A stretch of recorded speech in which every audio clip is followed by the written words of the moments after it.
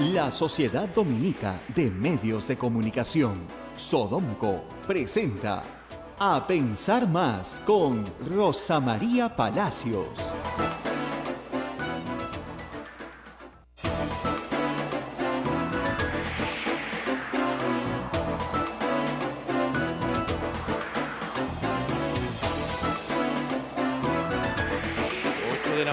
Señoras y señores, muy buenos días. Bienvenidos a Pensar Más con Rosa María Palacios a través de las emisoras de Sodomco. El saludo para RSD, Radio Santo Domingo en Chimbote, Radio San Martín en Arequipa, Radio Veritas en Cusco, Radio Cepagua en Ucayali, Radio Quillabamba en La Convención, Radio Madre de Dios en Puerto Maldonado y nuestra anfitriona, Radio Santa Rosa en Lima. Y todas las demás que nos se unen a nosotros. Muy buenos días, Abel. Muy buenos días a amigos en todo el Perú. Bueno, aquí todavía un poco triste porque nuestro director ha marchado a una nueva labor a Roma. Ya debe estar allá. Mañana tiene misa con el Papa, nos han contado, miércoles de ceniza. Y nosotros acá tenemos un nuevo director que ya lo vamos a invitar a este programa para que ustedes lo conozcan. Y viene del Cusco, justamente, de Radio Veritas. O sea que con la experiencia del caso, el padre Rodolfo será nuestro nuevo director y estará con ustedes. Me imagino que en breve, apenas termine los asuntos que tiene que atender en Cusco, para venirse a Lima a estar con nosotros. Y a seguir haciendo un poquito más grande cada día Radio Santa Rosa y por supuesto toda la Sociedad Dominica de Medios de Comunicación, que es una sociedad muy grande. El padre Rodolfo también es el promotor de la sociedad. Exactamente. El director de Radio Santa Rosa es a su vez el promotor de la sociedad, que incluye no solamente radio, sino también en algunos lugares publicaciones, revistas locales, en fin, muchísima más, mucho más material del que uno se imagina. Pero bueno, vamos a nuestras noticias del día y tenemos de todo, de todo. Pero empecemos sobre todo por el Congreso, donde a pesar de no estar reunido, ha habido ayer mucha actividad. En primer lugar, la Junta de Portavoces se reunió en una sesuda conversación de varias horas. Llegaron a la conclusión de que no entendían la sentencia de la Corte Interamericana de Derechos Humanos, que yo se las puedo explicar, he hecho un video ayer, bien facilito, pero parece que no la han entendido. Entonces, han pedido una aclaración a la Corte. Lo primero que dijeron era que era inaplicable y que no lo iban a cumplir. Luego dijeron que mejor pedían una aclaración. Evidentemente la Corte les va a contestar lo que todos los abogados ya sabemos, que la resolución habla por sí misma y que no hay nada que aclarar. Pero parece que estuvieran ganando tiempo para continuar con el procedimiento contra los magistrados que pueden inmediatamente hacer valer su derecho y decir que no están sometidos a ese procedimiento. Con lo cual, asunto concluido. Lo único que sí me asustó mucho, ya al grado de decir, Dios mío, qué caro nos sale el Congreso, es escuchar al presidente del Congreso decir que uno de los argumentos en la Junta por Portavoces para no obedecer una sentencia era que los congresistas no estaban sujetos a mandato imperativo. Entonces, eso es como decir, o sea, miren, que no están sujetos a mandato imperativo quiere decir que nadie les puede decir cómo votar. Otro poder del Estado, ¿no es cierto?, no les puede decir voten así o voten asá, en este sentido o el otro. Pero no quiere decir que no están sujetos al imperio de la ley. Claro, pues es como si me dijera, no, las sentencias no las cumplimos. La ley tampoco la cumples. No cumples la Constitución. Y entre sus atribuciones hay un artículo específico en la Constitución que dice cumplir la Constitución, velar por el cumplimiento de la Constitución y hacerla cumplir. O sea, y no están sujetos al mandato imperativo quiere decir que no reconocen el valor de una sentencia. Esa es su interpretación jurídica de no estar sujeto a mandato imperativo. Bueno, eso quiere decir que estamos gastando mucha plata por un mal servicio.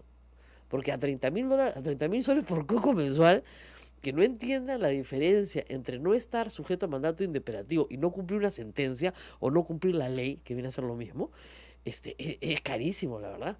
Y ya están en su, digamos, vamos, 18 meses, no más, ya 20 van a cumplir 20 meses en el Congreso, un cursillo, pues no tienen de inducción a lo que es el parlamentario. Y eso lo ha dicho el presidente del Congreso como argumento. Y él sí tiene varios años, varios periodos en el Congreso de la República. ¿Cómo puede caberle a alguien en la cabeza que el artículo que señala que no están sujetos al mandato imperativo quiere decir que no deben obedecer sentencias, o que no deben obedecer la ley, o que no deben obedecer la Constitución. Es decir, que tienen licencia para matar, que pueden hacer lo que les da la gana.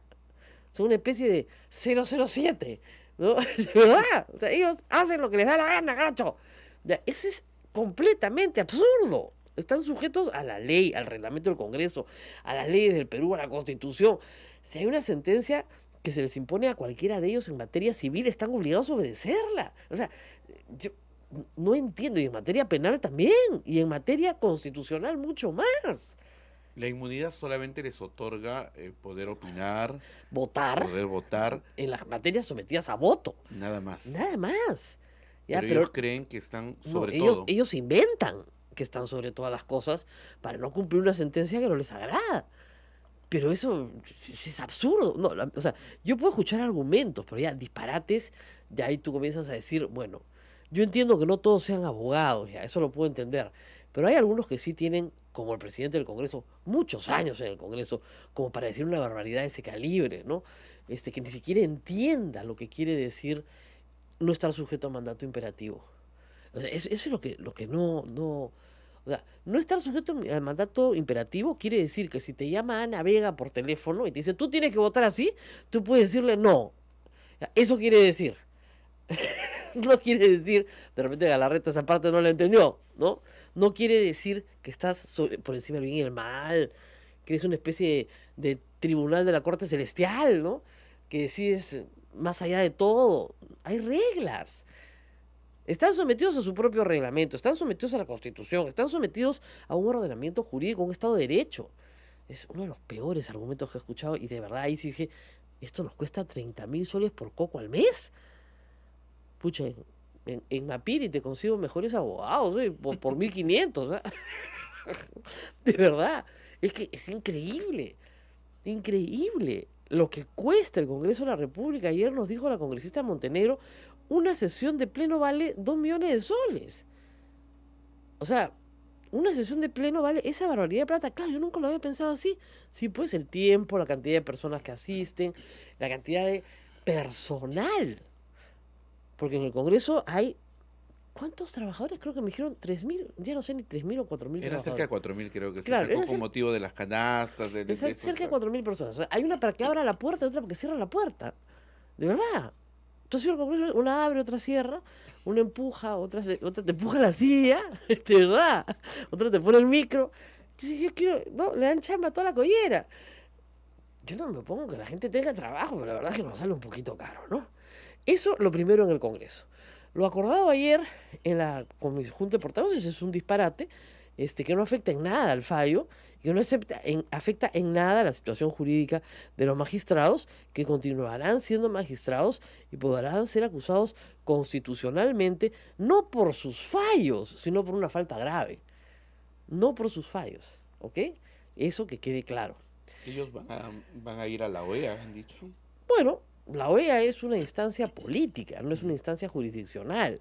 Galarreta dice que va a hablar con sus homólogos de otros congresos. Bueno, tendrán una linda conversación, de repente por teléfono, en persona, se tomarán un cafecito, pero eso con la jurisdicción de la Corte no tiene nada que ver, pero absolutamente nada que ver. Entonces, bueno, yo no sé, tal vez contratarles algunas lecciones de derecho constitucional básico. La otra cuestión importante ayer en el Congreso, ya esta sí más importante porque tiene que ver con la reactivación económica del país, es que el Congreso decidió, o el Ejecutivo en realidad, tomó la decisión de prorrogar un decreto de urgencia que por sus características es temporal. Les explico, a ver, nosotros tenemos en el Perú, sobre todas las leyes, la Constitución. En la pirámide de normas sigue la ley, ¿no es cierto? Y la ley puede ser la que emana del Congreso, que se llama ley, la que emana de la iniciativa del Poder Ejecutivo con facultades delegadas, que se llama decreto legislativo, los tratados, que tienen también rango de ley, los decretos leyes que provienen de gobiernos dictatoriales, que todavía están vigentes, y la Constitución del 79 y la del 93 instituyen esto que se llama decreto de urgencia, que tiene rango de ley. Tiene rango de ley, pero sale del Ejecutivo. Dice, ¿cómo es eso? Si tiene rango de ley, sale el Ejecutivo. Sin facultades, sin facultades. ¿Qué son? Son medidas extraordinarias por razones de emergencia en materia económica y financiera.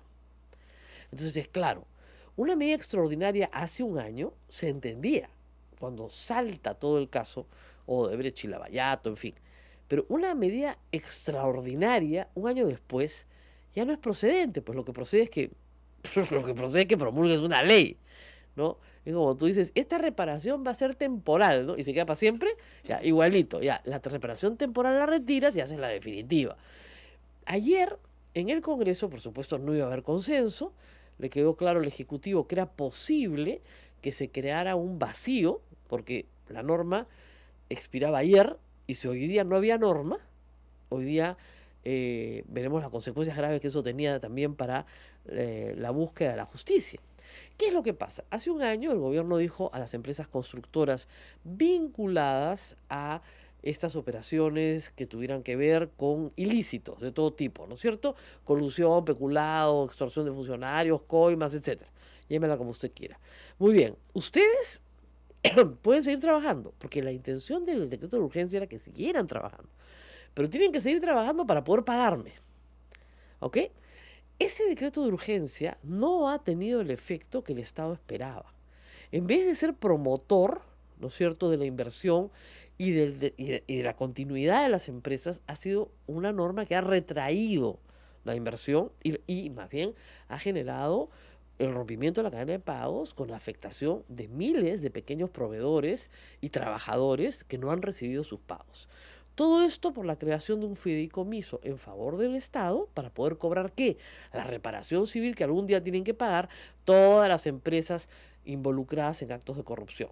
Sea las empresas brasileras, sean las empresas consorciadas en las brasileras, sean las del Club de la Construcción, esa es otra denuncia, sean las empresas constructoras que han comido de cualquier manera. Muy bien. Entonces, el decreto de urgencia tenía que ser modificado. El Fujimorismo presentó el año pasado un proyecto de ley que era mucho peor que el decreto de urgencia 003. Es decir, paraba toda la construcción en el Perú. O sea, una de estas constructoras hacía un edificio, no podía vender un departamento, se los tenían que entregar al Estado, lo cual era absurdo. Entonces, ese decreto, ese proyecto de ley del Fujimorismo se paró en el mismo pleno. Obviamente se dijo en su momento que esta era una venganza de Keiko Fujimori, enloquecida por haber perdido las elecciones contra Graña y Montero, porque le imputaba a José Graña, digamos, ser propietario del comercio y le imputaba al comercio haber perdido las elecciones. Todo esto puede ser verdad, está en una mente enloquecida. Pero lo cierto es que el proyecto se paró. Y no se discutió un proyecto alternativo, que hubiera sido lo que el MEF quería. El MEF manda el proyecto de ley 5 días antes de que venza efectivamente el decreto de urgencia con carácter de urgencia, y el Fujimorismo dice, no, no te lo apruebo. No te lo apruebo. Que lo vean la Comisión de Justicia, la Comisión de Economía, ayer hicieron una sesión conjunta y no te lo apruebo, pues. Entonces, si no te lo apruebo, hoy día, esas normas que le impedían, por ejemplo, a Odebrecht, vender la empresa de Chaccha sin participación del Estado, ¿no es cierto?, estarían sin estar vigentes y hubiera podido vender todo hoy y retirarse del país sin pagar nada. Así de grave. O sea, lo que quiso el Fujimorismo hacer es que la norma quedara sin efecto ayer, sin ley que la sustituya, y por no tener ley que la sustituya, simplemente las empresas que están siendo investigadas podían vender lo que les daba la gana hoy. De hecho, ya tienen los arreglos muy avanzados, pero no pueden vender sin el consentimiento del Estado. Y ya está. Chao. Es de una irresponsabilidad que ha hecho el gobierno. Ayer anunció la ministra de Economía que habida cuenta pues que no había consenso, sacaban un decreto de urgencia nuevamente que prorroga la vigencia del decreto de urgencia 003, que es, como reitero, bastante malo en sus efectos, por 60 días hasta que el Congreso sea capaz de emitir una ley. Porque de verdad que para eso sí les pagamos, ¿ah? Para que emitan leyes, buenas leyes. Esa es la razón de ser del Congreso. Entonces, si no emiten leyes, ya no les da la gana, y estuvieron a punto de que esto quedara en nada, con total irresponsabilidad, no sé para qué les estamos pagando. Lo cierto es que técnicamente ya no corresponde un decreto de urgencia. No corresponde un decreto de urgencia porque es temporal y la temporalidad ya terminó. Ya terminó. Y además ese decreto de urgencia ha demostrado ser bastante malo en sus efectos. Tenías que cambiarlo. ¿Qué es lo que hay que buscar? Una norma que garantice la reparación civil del Estado, pero que garantice la vida de las empresas constructoras. Porque, miren, hay un viejo dicho que cliente muerto no paga, pues. Entonces, si tú al deudor lo fusilas, ¿quién te va a pagar? ¿Qué ha hecho Brasil? ¿Qué ha hecho Estados Unidos? ¿Qué ha hecho Suiza? Que tiene reparaciones civiles importantes en marcha. Les ha dado un plazo de 10 años. Les ha dicho, tú sigues trabajando nomás, papito, tú trabajas duro para poder pagarme. Entonces, el deudor va a pagar porque lo dejas trabajar para que te pague, salvo que tú consideres que es tan nefasta la existencia de esta empresa que simple y llanamente tiene que desaparecer de la faz de la tierra y no te importa cobrarla. Pero parece ser que al Estado peruano sí le importa cobrarle. Entonces no la puedes desaparecer después de la faz de la tierra porque te tiene que pagar. Hay que ponerse de acuerdo pues con los objetivos, ¿no es cierto? Si quieres que te pague, tienes que dejarla trabajar. En el caso de Odebrecht, por ejemplo, es liquidar sus activos en el Perú y de ahí cobrarte. ¿Cuánto te vas a cobrar? Bueno, eso está en discusión. El procurador, que está obligado a exigir una reparación civil, ha hecho un cálculo, así, ha hecho una metodología, dice, de cálculo, que la verdad, parece un poco estrafalaria, porque la hace obra por obra. Entonces, claro, como se han pasado años construyendo en el Perú, si sumas el daño moral obra por obra, te imaginas lo que te sale la cuenta. Al señor le sale por 3 obras, ya le sale 3.000 millones. Impagable. Impagable, pues. O sea, no va a funcionar así. Entonces, sí te van a pagar, claro que te van a pagar, pero te tienen que pagar algo que sea posible de pagar, dependiendo del deudor que tienes, ¿no es cierto? Entonces, en este caso tiene que haber un poco más de realismo y menos tontería. Entonces, si quieres cobrar, primero la tienes que dejar morir bien, organizadamente, ¿no? Liquidando sus activos en el Perú. En Brasil no la van a dejar morir, al contrario. Le están dando gasolina para que viva mucho tiempo porque tiene que pagar muchas deudas, muchos años. El Estado quiere recuperar, digamos, todo el daño que se le ha causado. En Brasil va a seguir contratando con el Estado. Ah, por supuesto. En el Perú no. En el Perú probablemente se le prohíba. Pero eso es lo que ha pasado ayer en el Congreso. Y la tercera historia del Congreso es la más graciosa. Discúlpenme, bueno, hay que dejar en paz a los muertos, creo yo, ¿no? Pero esto ya parece thriller, pero malo. Eso es que esas películas que uno ve tarde, a la medianoche, ¿no? O un sábado, que todo el mundo se fue a la playa a las 3 de la tarde, ¿no? Estás solito en tu casa y dices, estás resfriado, ¿no? Y prendes el televisor y hay una malaza que... Es malaza, pues, ¿no? De los 80, esos thrillers que tú dices, ay, ¿cómo va a ser ese el asesino? Ya, igualito. Es el caso del pobre señor Fasabi, que hubiera muerto en paz si es que el fujimorismo no se hubiera dedicado a traficar con su cuerpo, como lo ha hecho, discúlpenme, en los últimos 4 años. Ellos y otros periodistas, por cierto. El señor era un guardaespaldas, un personal de seguridad que había trabajado con la familia Humala y tuvo una muerte repentina, como le puede pasar a cualquiera, Dios no lo quiera en nuestro caso, pero pudo haber tenido un infarto. Lo cierto es que tuvo una pancreatitis mal cuidada. Ese fue el diagnóstico de la necropsia, eso fue lo que salió, una pancreatitis. Pues bien, el señor Rolando Reategui, ¿no es cierto?, un hombre que se pone cataplasmas de alcohol para ir al colegio, de verdad él dijo que se ponía cataplasmas de alcohol para ir al Congreso y hace preguntas raras, ha sido el presidente de una comisión investigadora que se formó en el Congreso para analizar quién había matado a Fasabi. Bueno, por lo menos nos contará quién ha matado a Fasabi. Y resulta que efectivamente, según el señor Rolando Reategui y su comisión unánimemente, lo han matado. Lo han matado, que hay homicidio, no hay discusión. Y que lo han matado porque lo han envenenado. Paso, tú dices, caracho, CSI Perú. No, está bueno el CSI, ¿no? Bueno, entonces yo pregunté, bueno, ¿y exhumaron el cadáver? No. ¿Ah? No se rían, de verdad, no han exhumado el cadáver.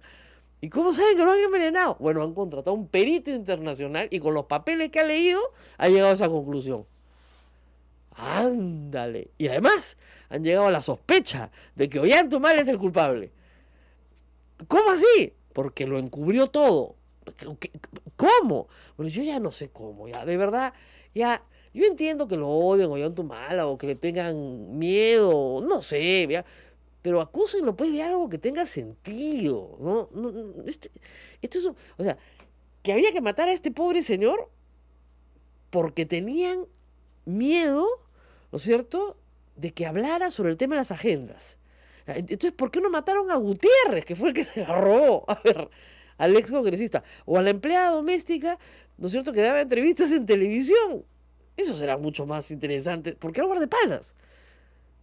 Es absurdo por donde se mire, ¿ya? Pero bueno, les pagamos 30.000 soles mensuales, algo tienen que hacer. Y lo que más me ha dado risa es que parece que las conclusiones han sido por unanimidad. Que eso no entiendo, no entiendo por qué. Entonces, no aprueban las leyes que tienen que aprobar.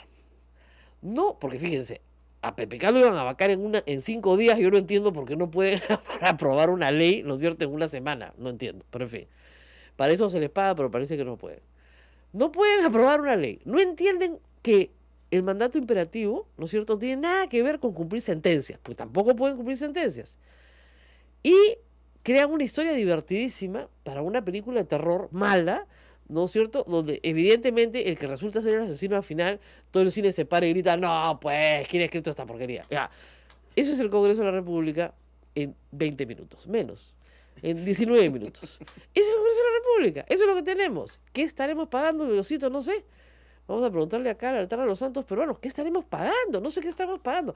Lo que sí sé es que nos está saliendo carísimo.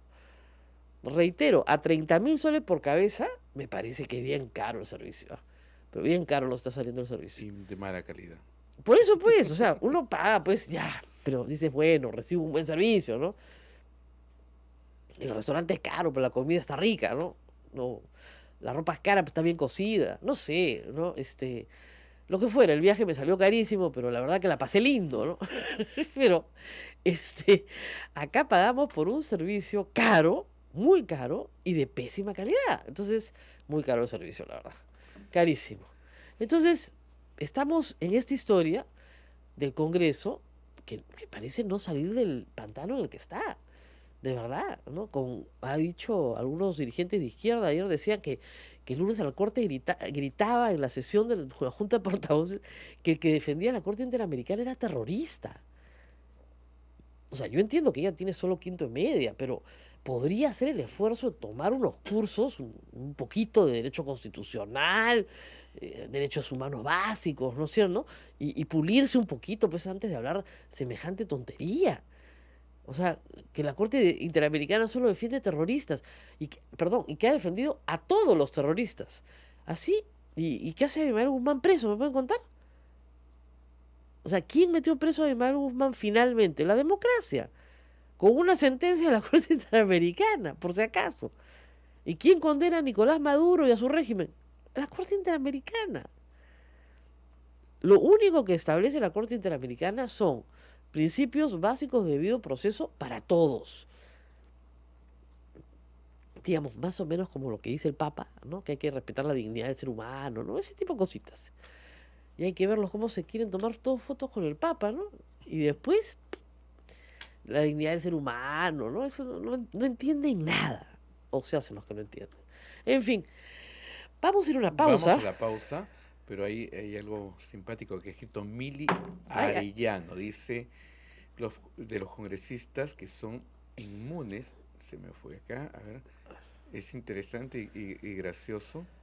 A ver, ¿dónde está? Bueno, ya lo encuentro. Algo como que los congresistas son inmunes a la inteligencia. Son inmunes a la inteligencia, Pacio. Sí, ¿Cómo se ríen? Está en el Facebook Live. Muchas gracias a toda la gente que escribe a través del Facebook Live.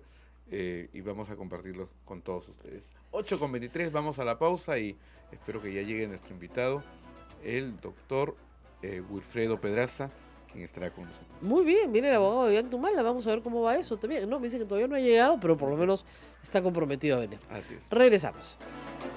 Sodomco, Sociedad Dominica de Medios de Comunicación.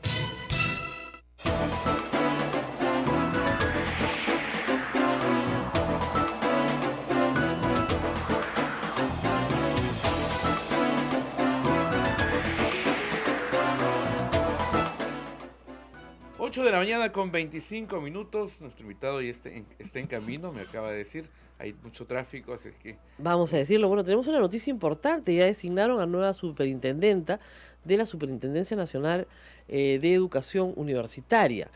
SUNEDU. Se trata de la enfermera Flor Luna Victoria, licenciada en enfermería. Esta señora licenciada ha sido vicerrectora administrativa de la Universidad Nacional de Trujillo y fue decana de la Facultad de Enfermería.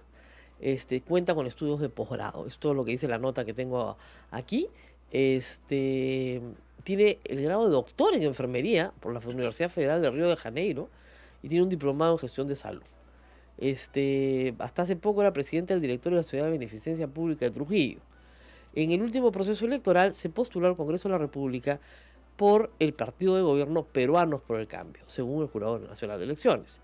Tentó una curul en la región La Libertad y aunque no fue elegida, bueno, ahí está. Ha publicado varios libros, artículos científicos, académicos, textos. Es investigadora de Concitec y Luna Victoria ha expresado su deseo de continuar con la reforma universitaria en marcha. Esa es la información que da la página web de Canal N, que recoge los tweets de Idel Wexler. Saluda a la doctora Flor Marlene Luna Victoria, quien asume desde hoy el cargo de superintendente de la SUNEDU Perú, en el marco de fortalecimiento y continuidad de la reforma universitaria. Uy, cada vez que alguien te dice que va a haber continuidad en algo, en el Perú tiembla. Agradezco a la doctora Lorena Macías por el trabajo desarrollado todo este tiempo frente a la SUNEDU, muchos éxitos en su futura vida profesional. O sea, te voto y te deseo mucho éxito. De la risa, pero en fin. Y Lorena Macías se había hecho un buen trabajo. Mira, lo que es notable el trabajo de Lorena Macías es tener que fundar y crear una institución de la nada, pero de la nada. O sea, ella no tenía que darle continuidad a la Asamblea Nacional de Rectores, ella tenía que hacer algo diferente. Y eso en el Perú es muy difícil, porque muchas instituciones creadas en el Congreso o en la ley se quedan en el papel, porque no hay nadie que tenga el liderazgo de poder hacerlo. Y esto implica, además, pelearte con las universidades, sobre todo con las universidades del Estado. Han habido muchísimas peleas. El general Mora seguramente va a tener mucho que comentar sobre esto, pero han habido muchísimas peleas. Hasta hoy hay una pelea muy grave. La ley de moratoria ha vencido y ya están en cola no sé cuántas universidades para ser creadas. Universidades de dudosa calidad. Miren, de las más de 140 universidades que hay en el Perú, Lorena Macías deja licenciadas 30. Me parece que unas 30. Y licenciado quiere decir simple y llanamente tener requisitos mínimos. No estamos hablando de calidad, sino mínimos para poder operar. Hay un conjunto de universidades que no van a alcanzar estos requisitos mínimos. Y la señora Flor de María Luna Victoria, yo no sé si viniendo de la Universidad Nacional de Trujillo, le va a parecer bien pues cerrar universidades públicas. Porque eso es lo que va a tener que pasar en algún momento. Las vas a tener que cerrar. Vas a tener que tener mucho carácter para poder decir, esa universidad es pésima, pues. Y el título que le da a estos jóvenes es una estafa, porque no les permite conseguir trabajo. Y dos, es una estafa porque a pesar de que sea pública, los padres tienen que hacer un sacrificio porque ese joven no trabaja para poder estudiar. Felizmente, la SUNEDU ha publicado algunas cosas interesantes que han causado, por supuesto, cierta controversia, pero, por ejemplo, ha publicado el ranking de las universidades peruanas, ¿no? Entonces, esta investigación se ha elaborado teniendo en cuenta estos criterios. Número de publicaciones en revistas indexadas. Es importantísimo. O sea, si la universidad no publica, no investiga, claro, no es una universidad, es un centro de instrucción, pero no es una universidad. Y el número de documentos citables producidos. El ranking hoy es liderado por la Pontificia Universidad Católica del Perú, donde por si acaso yo enseño, ¿eh? O sea, full disclosure. Y además es una universidad que me gusta mucho porque además soy exalumna de la universidad. Seguida por, obviamente, la Universidad Peruana Cayetano Heredia, que publica la Universidad Nacional de Mayores San Carlos, la Nacional Ana de la Molina y la UNI. Es decir, no son solo las privadas, hay después de las dos privadas 3 públicas, pero que son universidades con mucha trayectoria. San Marcos, la Agraria, la UNI son universidades importantes para el Perú. Luego está la Universidad Nacional San Antonio Abad del Cusco, Y luego siguen la Universidad Nacional de Trujillo en el puesto 7, la Universidad de Piura en el puesto 9, la Universidad del Altiplano en la posición 11, la Universidad Nacional de la Amazonía en el puesto 13. Las 33 primeras las tengo acá y el resto es silencio, ¿no? Y mejor las 33 segundas no aparecen. Es tremendo que no aparezcan. Entonces, es importante saber que se van a comenzar, que se debería continuar con la publicación de este tipo de índices para saber en qué clase de universidad estamos matriculando a nuestros hijos. O sea, de verdad, porque la universidad es cara, aun cuando no haya pensión, porque significa que un joven mayor de 18 años que podría estar trabajando y ayudando en su casa, deja de trabajar para poder estudiar, y que además sus padres le tienen que dar pasaje, le tienen que dar alimentación, o sea, lo tienen que mantener. Y aún con trabajos de medio tiempo, cachuelos, o siendo practicante, siendo pulpín, como se dice, no va a poder cubrir todas sus necesidades. Entonces, a los papás les cuesta, aún cuando su hijo vaya a una universidad que no pague pensión, les cuesta plata. Y más aún si hay que mandarlo de un lugar a otro. O sea, si estás en provincia y lo mandas a Lima, te cuesta un platal, pero aún si tú estás en un distrito lejano y lo tienes que mandar a la capital de la región, también te cuesta un platal. Entonces, no es simple y llanamente una gratuidad absoluta. Por lo tanto, es una decisión que tiene que ser muy ponderada por los padres y por el alumno. Decir, mira, ¿sabes qué? Este esfuerzo que estamos haciendo, como decía con el Congreso, si vamos a gastar todo esto, por lo menos pues que nos den un buen servicio, ¿no? O sea, calidad-servicio más o menos, ¿no? O sea, si nos sale más o menos barato, bueno, pues tampoco no nos quejamos mucho. Pero si nos sale carísimo, que nos den pues un título que sirva para trabajar, ¿no? El problema es que muchos jóvenes en el Perú no encuentran trabajo porque la calificación que ellos tienen no se adecua al mercado. Dicen, hay 300.000 jóvenes que salen al mercado y no tienen trabajo. No tienen trabajo porque lo que han estudiado y ellos quieren trabajar no tiene mercado para la calificación que ellos tienen viniendo de esa universidad. No los van a contratar. Así de grave. Entonces la educación no puede ser una estafa. Y yo creo que SUNEDU se creó inspirada en eso, en la necesidad de satisfacer los derechos de los alumnos y sus padres, no de satisfacer los derechos de una cúpula que está enquistada en universidades públicas y también a veces en privadas, que está destinada a satisfacer sus propias necesidades.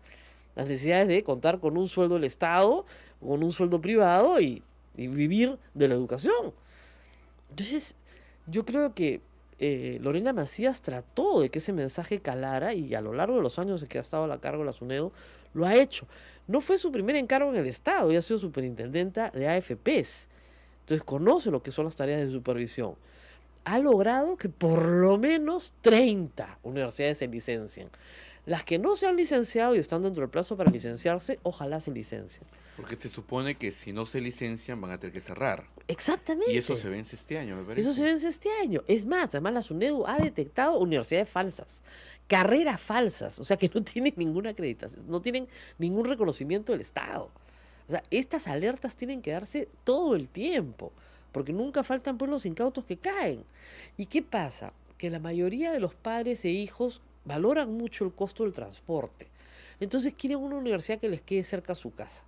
Entonces, como quieren que les quede cerca a su casa, dicen, bueno, hay una universidad en la esquina, vamos a esa. Y resulta que esa es falsa o es pésima. Entonces, eso no se puede hacer. El costo del transporte hay que considerarlo siempre, pero no tiene que ser el único elemento por el cual se elige una universidad. ¿Verdad? Hay gente joven que me dice, no, pues es que yo en una universidad no puedo trasladarme al otro lado de la ciudad porque me cuesta tanto. Bueno, pero es que estudiar tiene costos. Y si quieres ir a una mejor universidad, tienes que asumir ese costo. Y Lima tiene mucho tráfico, pues es verdad. Entonces hay que comenzar a sentarte a pensar cuál es en realidad el mejor lugar donde puedas estudiar. Y como dicen, en un análisis, cuánto me cuesta, cuánto me beneficia, sacar tus cuentas y ver si vale la pena o no. El esfuerzo de toda la familia. Y las universidades que tienen su centro en Lima, por ejemplo, pero tienen sus anexos por todo el país. Ese es un problema. Las filiales han comenzado a cerrar en muchos sitios, sobre todo las de alas peruanas que tenían todo el país, porque no podía pasar el licenciamiento. Y no podía pasar el licenciamiento porque no tenía el porcentaje de profesores a tiempo completo que tenía que tener. O sea, la ley te pide 25% de profesores a tiempo completo. ¿Eso qué quiere decir? Que el 25% de tu planilla está sentada en el campus 8 horas diarias con los alumnos, haciendo muchas cosas, haciendo tutoría, haciendo investigación, dirigiendo proyectos con los alumnos. Entonces, si tú no tienes eso, varias horas al día por profesor, no tienes universidad, pues.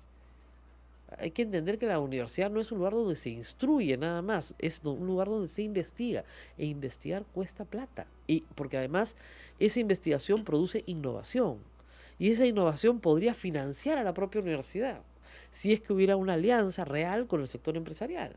En el Perú esas alianzas no existen. Ya te he contado lo que yo viví en Australia, que es alucinante. Hay algunas universidades que son casi financiadas por el sector privado siendo públicas, porque se hace innovación en la universidad y se hace investigación en la universidad que luego revierte en el beneficio de la propia industria. Entonces necesitan que se haga investigación. Y tienen unos centros de investigación espectaculares. Pero acá en el Perú tenemos ese problema. Es una pena que Lorena Macías se haya ido con tan buenas credenciales, economista de la Pacífico, con posgrado en Estados Unidos. No sé, el señor Wexler habrá encontrado en una licenciada en enfermería una mejor persona. No sé qué competencias tenga en administración pública en materia de supervisión, dado que ha sido superintendencia no, ha sido directora de la Beneficencia Pública de Trujillo, pero parece ser pues que es la mejor candidata que han conseguido. Lo que me preocupa es que haya postulado por Peruanos por el Cambio, ¿no? Y había que despolitizar esta entidad. Y la verdad es que una candidata ya tiene pues una militancia, ¿no? Aunque sea invitada. Me preocupa eso. Pero en fin, parece que al ministro Wexler no le preocupa en absoluto. Y a todos nos preocupan los retrocesos que están habiendo hoy en el sector de educación. Desde que se fue el ministro Saavedra, la ministra Martens trató de más o menos contener, digamos, la contrarreforma, pero desde que llegó el ministro Wexler, vemos que no hay retrocesos pues evidentes en el sector de educación, ¿no? Entre ellos, esperemos que no haya otra huelga este año, para empezar. En fin, 8:38. 8:38. Vamos Vamos a la pausa. Rosa María, y vamos a volver ya, supongo, con nuestro invitado que debe estar... Debe estar llegando ya. No está llegando, lo dicen. No, nosotros somos personas de fe. Detrás del vidrio no hay fe, ¿ya? Pero de este lado está Santa Rosita. Santa Rosita debe abrir paso, nos está escuchando. Y ¡shum! Se abre la tacna y pasa el carro, van a ver. 8:38, volvemos.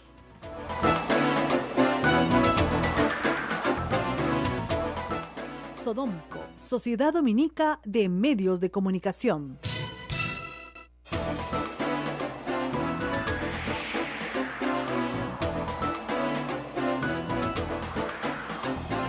Bueno, y llegan tweets interesantes, y nos estamos en la mañana en el programa. Me escribe un señor Juan Carlos Ortiz, JCOM 1966, debe tener 3 años menos que yo. Dice que es administrador de empresas de la Universidad de Lima, ha hecho el PAD en ESAN, tiene una especialización en gestión y finanzas públicas en la Universidad del Pacífico, ¿no? Uno diría, tiene 13 seguidores y, bueno, parece que sigue a mucha gente. Tiene una foto con sus hijas, parece, con su familia, sigue a 64 personas, ha emitido 657 tweets y dice lo siguiente: ¿y tú crees que tú mereces lo que te pagan más por tus arreglos, por hablar e adjetivar a la gente? Gasta tu plata en quitarte la papada de vaca que tienes. Yo solamente he escrito que espero que las mujeres que salen en estas fotos, la familia, los integrantes femeninas de la familia del señor Juan Carlos Ortiz, puedan tener a alguien que les preste este tuit para que conozcan la forma en la que este señor se expresa de una mujer. Porque presumo que no es poca cosa que esa sea la forma en la que se expresa, digamos, de otras mujeres. Es posible, ¿no? Ese tipo de violencia verbal, yo creo que hay que empezar a denunciarla en Twitter, sobre todo de personas que se presentan a sí mismas con tantos galardones, ¿no es cierto? Porque si es un típico huevo, ¿no es cierto? Un trollcito, ¿no? Tú dices, bueno, es uno de los trolls que manda cualquiera de las portátiles, pero este señor dice tener pergaminos académicos, y también para, por supuesto, sus empleadores tengan algún conocimiento de la persona que la contrata, ¿no? Reitero, el señor Juan Carlos Ortiz, año 1966, parece que ese es su nacimiento, administrador de la Universidad de Lima, ESAN, diplomado de la Universidad del Pacífico, dice que me opere la papada de vaca que tengo. Entonces, yo le advierto eso a sus empleadores, porque deben haber otras señoritas, señoras, colegas que trabajan con él, y a su familia, por si acaso, ¿no? El lenguaje violento en este tipo de situaciones puede terminar un precedente después. No vaya a ser que este señor sea violento también en otras circunstancias. Guerra avisada no mata gente. Ahora que estamos todos muy alterados y preocupados por la violencia de género, pues les cuento que estas cosas pasan, y dado que el señor ha dado todos sus datos, pues no me queda más remedio que contárselos. Así que espero que le avisen a su familia, sobre todo a las mujeres de su familia. Y estamos ya con Wilfredo Pedraza. Yo les dice, Santa Rosa hace milagros, abre el tráfico, y acá está con nosotros, abogado de Ollanta Humala. Muchas gracias por estar con nosotros. Rosa María, buen día. En primer lugar, permíteme solidarizarme contigo. No te preocupes. Eso es sin duda violencia, Sí, qué claro. duda cabe. Qué duda cabe, verbal, pero Así que advertidos. me llegan, estamos. hay que decir una cosa, ese tipo de cosas me llegan cientos todos los días, pero como el señor dejó todos sus datos, mejor pues contárselo a sus colegas, amigos, familiares, etc. Bueno, vamos a la historia de este señor Fasabi. Como digo, a los muertos habría que dejarlos descansar en paz, pero parece que a este pobre señor no lo van a dejar descansar en paz por mucho tiempo. Yo ayer seguí con atención las declaraciones del señor Reate, ¿no? Y bueno, resultaba una historia bastante mala, pero en fin, una especie de thriller de suspenso donde un presidente del ejercicio mataba al mayordomo, bueno, perdón, al de la seguridad. Entonces dejaba pruebas en el cadáver, y CSI llegaba, entonces analizaban el cadáver y encontraban las pruebas. Entonces yo pregunté, ¿y cuándo exhumaron el cadáver? No, nunca exhumaron el cadáver. Entonces, discúlpeme, ¿cómo saben que lo han envenenado? No, pues es que el screening que hace el Ministerio Público, el Instituto de Medicina Legal, es de muy mala calidad, es pésimo. Entonces, por las características de la pancreatitis, lo más probable es que haya sido envenenado. Y al ser envenenado, homicidio. Y el homicida es Ollanta Humala. Entonces, ¡a su madre! Pero es buenazo, ¿ah? Pero en fin, señor abogado, yo me reiría, pero yo lo veo a usted muy preocupado.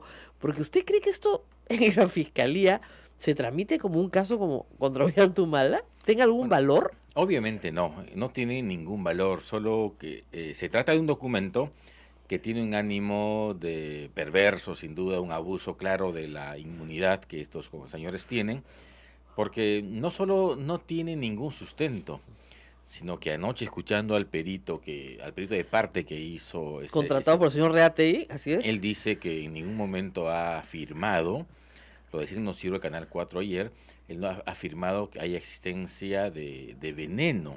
Eso ha dicho. Un audio un poco confuso, pero Ya pensé, ese es el colmo, pues. ¿Cómo? Ahora resulta que el perito tampoco ha dicho que es... además para una regla básica, porque el señor Reategui pidió un peritaje de parte en diciembre del año pasado, nombró su perito, porque como desconfiaba del peritaje hecho el 2015, Cuando murió el señor con el cadáver, así es. pidió un peritaje y Medicina Legal había guardado restos del señor Fasabi. Que se hace así. El fiscal aceptó el nuevo peritaje, nombró 2 peritos más el tercer perito de la Comisión de Fiscalización. El resultado, los dos fiscales de Medicina Legal ratificaron la validez de lo anterior. Exacto. No conocemos el peritaje de parte.